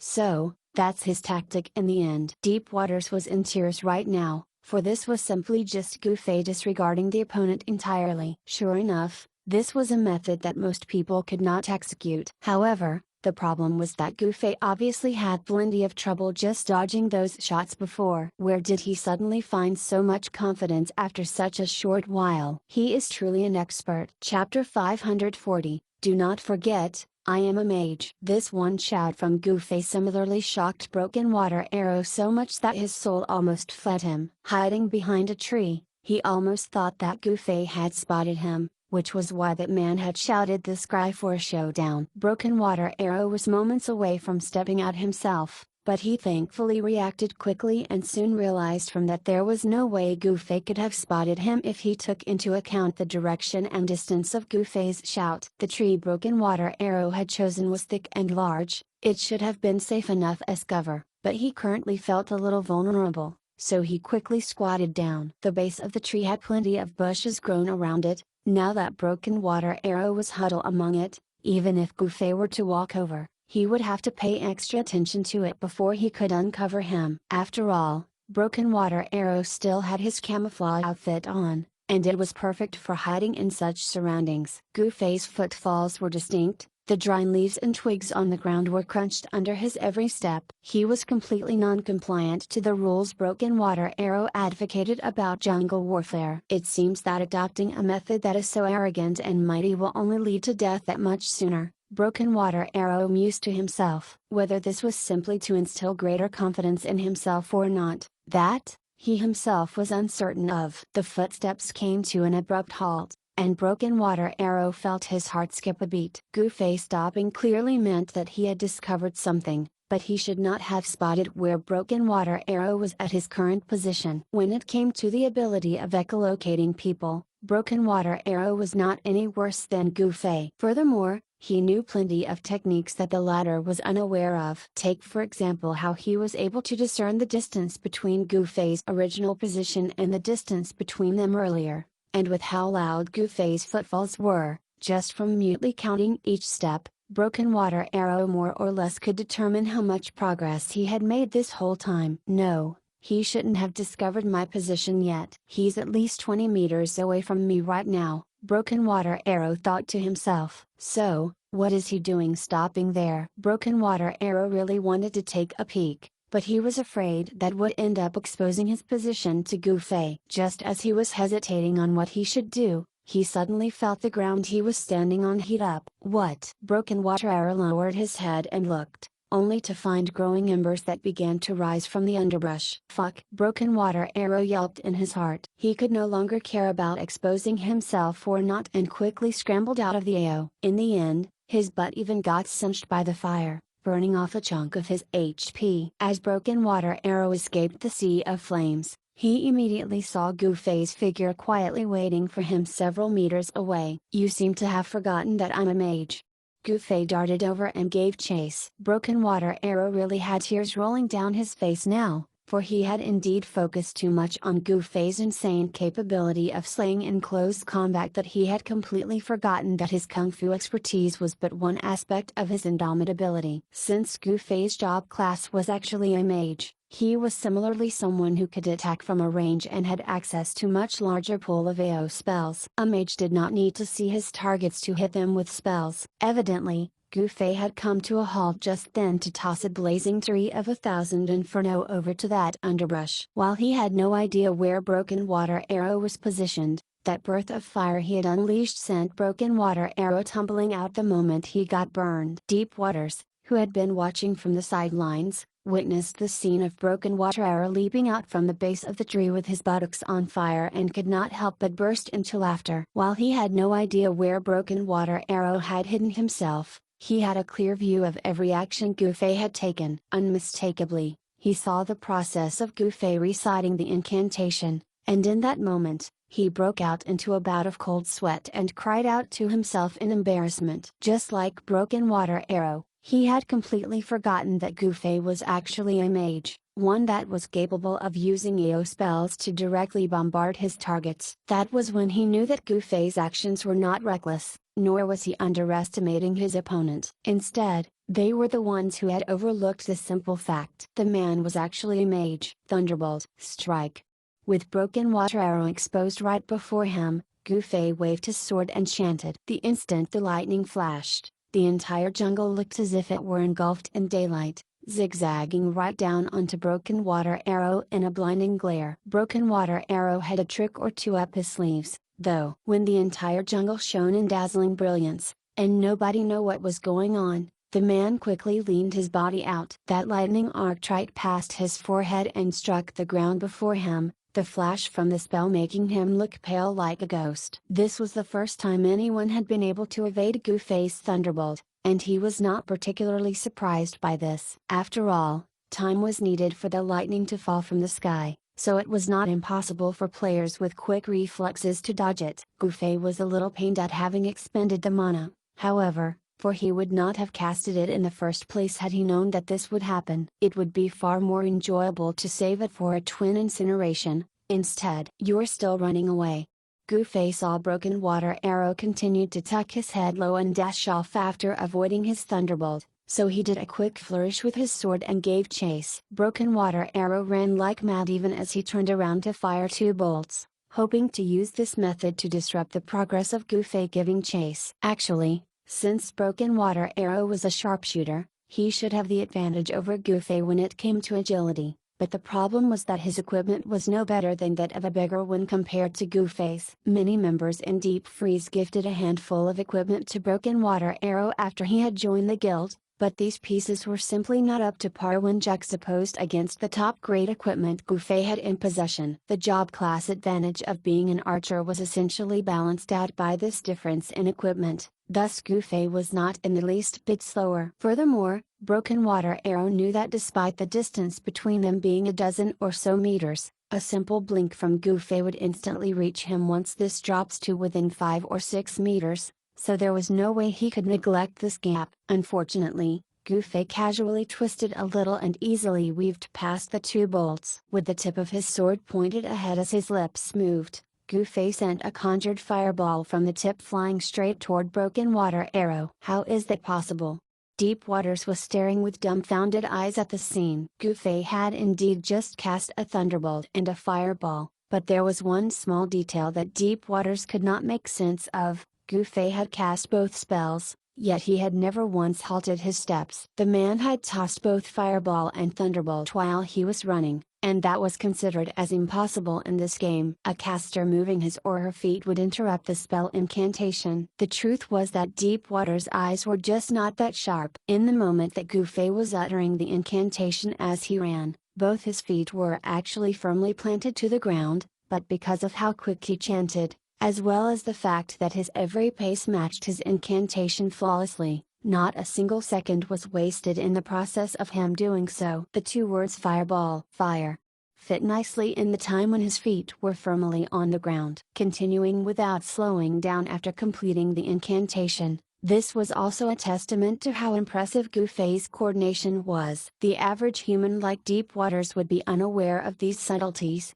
so all he could do was have his mouth hung in surprise as he witnessed Gufei accomplish this mobile casting feat. The attack power of the Fireball was naturally nowhere near that of a Thunderbolt, and that speed of the flaming ball floated over made people feel as if it would extinguish before it reached Broken Water Arrow. However, the sharpshooter was feeling really dejected when he saw this Fireball trailing after him. This was because he had completely changed his direction when he dodged behind a tree, and he was prepared to crisscross and use the dead angles from the many trees around to disappear right before Gufei's eyes again. In the end, Broken Water Arrow could only watch as that flickering Fireball, undeterred by his attempt at optical deception, dutifully drift toward him. The spell Fireball, while it was not as outrageous as homing projectile, was nevertheless able to track its target for a short duration, and this bit of time was more than enough to be fatal. Broken Water Arrow knew that this Fireball was not used to deal damage to him but was instead used like a beacon to guide the way, leading Gufei in the direction where he was planning to hide. It was an illumination that was showing him the fastest route straight to the archer range. I can't just ignore it. Broken Water Arrow thought thusly before he made the necessary adjustments. He nimbly lifted his crossbow and fired off a bolt, shooting that Fireball dead center to extinguish it. However, Broken Water Arrow had already spotted Gufei leaning his body out, extending his sword once more to send another Fireball right at him. Broken Water Arrow was in tears, for he was sure to be the one holding onto the shorter end of the stick if this continued. His crossbow only had 6 bolts within its magazine cartridge, and he only had 3 left inside at the moment. While he was aware that Gufei was a mage with a full agility build, and his mana pool was paltry, the man was only throwing out little fireballs. He was still a mage over level 40, who had advanced his job class, so Gufei was bound to have more in the tank in comparison. Broken Water Arrow knew if he continued to expend his ammunition in this manner, Gufei would continue to send those fireballs his way, and to that end, he would just eventually be unable to put up any sort of resistance. Your marksmanship is superb. Gufei was still hot on his heels even as he praised the sharpshooter's skills. Moments ago, Broken Water Arrow had shot down the Fireball with a lift of his arm. While this level of marksmanship could be considered as at the level which Royal God Call and the other experts could boast of, none would demonstrate his ease in doing so. Sure enough, a professional just was not the same. Broken Water Arrow was in no mood to take Gufei's compliment right now, however. Seeing another Fireball fly toward him, he quickly scanned the terrain around him as he ran off. What's the point in continuing to run? Gufei sure had plenty to shout about as he chased after his quarry. Broken Water Arrow was starting to lose the calm composure he had at the beginning of this engagement, and all he was feeling was misery right now. Job class. To think he had totally forgotten about his opponent's job class in this park duel. How could he make such an extreme blunder as an expert picker? Against a standard mage, Broken Water Arrow would have no use for all this cover and foliage around him. This was comparable to executing a guerrilla maneuver, but the opponent possessed the firepower to blanket the entire jungle. What was the point of engaging in a guerrilla warfare? Of course, Gufei did not possess firepower as ridiculous as to blanket the entire jungle, but even though he was unable to see the hidden Broken Water Arrow, the man was still able to use his AO spells to blindly bombard the area and flush him out accordingly. Broken Water Arrow might be able to continue sneakily firing his bolts as he skulked from cover to cover, and while such an insignificant technique would work against the average mage, would it be anything but a joke when used this against Gufei? Even after identifying the best angle to fire 5 shots from cover and throwing out all his skills at one go, that man was still alive and standing. What sort of extreme sneak attack could Broken Water Arrow still attempt at this point? The two continued their chase among the trees openly, and Deep Waters was watching every second of this enthusiastically. Deep Water was obviously not about to call it today, so he continued to cheer after them like a loyal fan, but when he saw Broken Water Arrow head toward the main path they used, his heart stopped. Clank! A crisp sound resounded throughout the jungle. Of course, Deep Waters cried out to himself. Broken Water Arrow was obviously no match for Goofy in a 1 versus 1 fight, so he had lured Goofy into one of the training grounds Deep Freeze was using. Even though Deep Waters had instructed everyone in his guild not to interfere in this fight, the traps that were already set on the ground would not discern friend or foe. Broken Water Arrow was familiar with the various trap formations and setups they were using, so he would never be caught in any one of them. That other person was probably the one who had caused that sound from before and had gotten himself caught.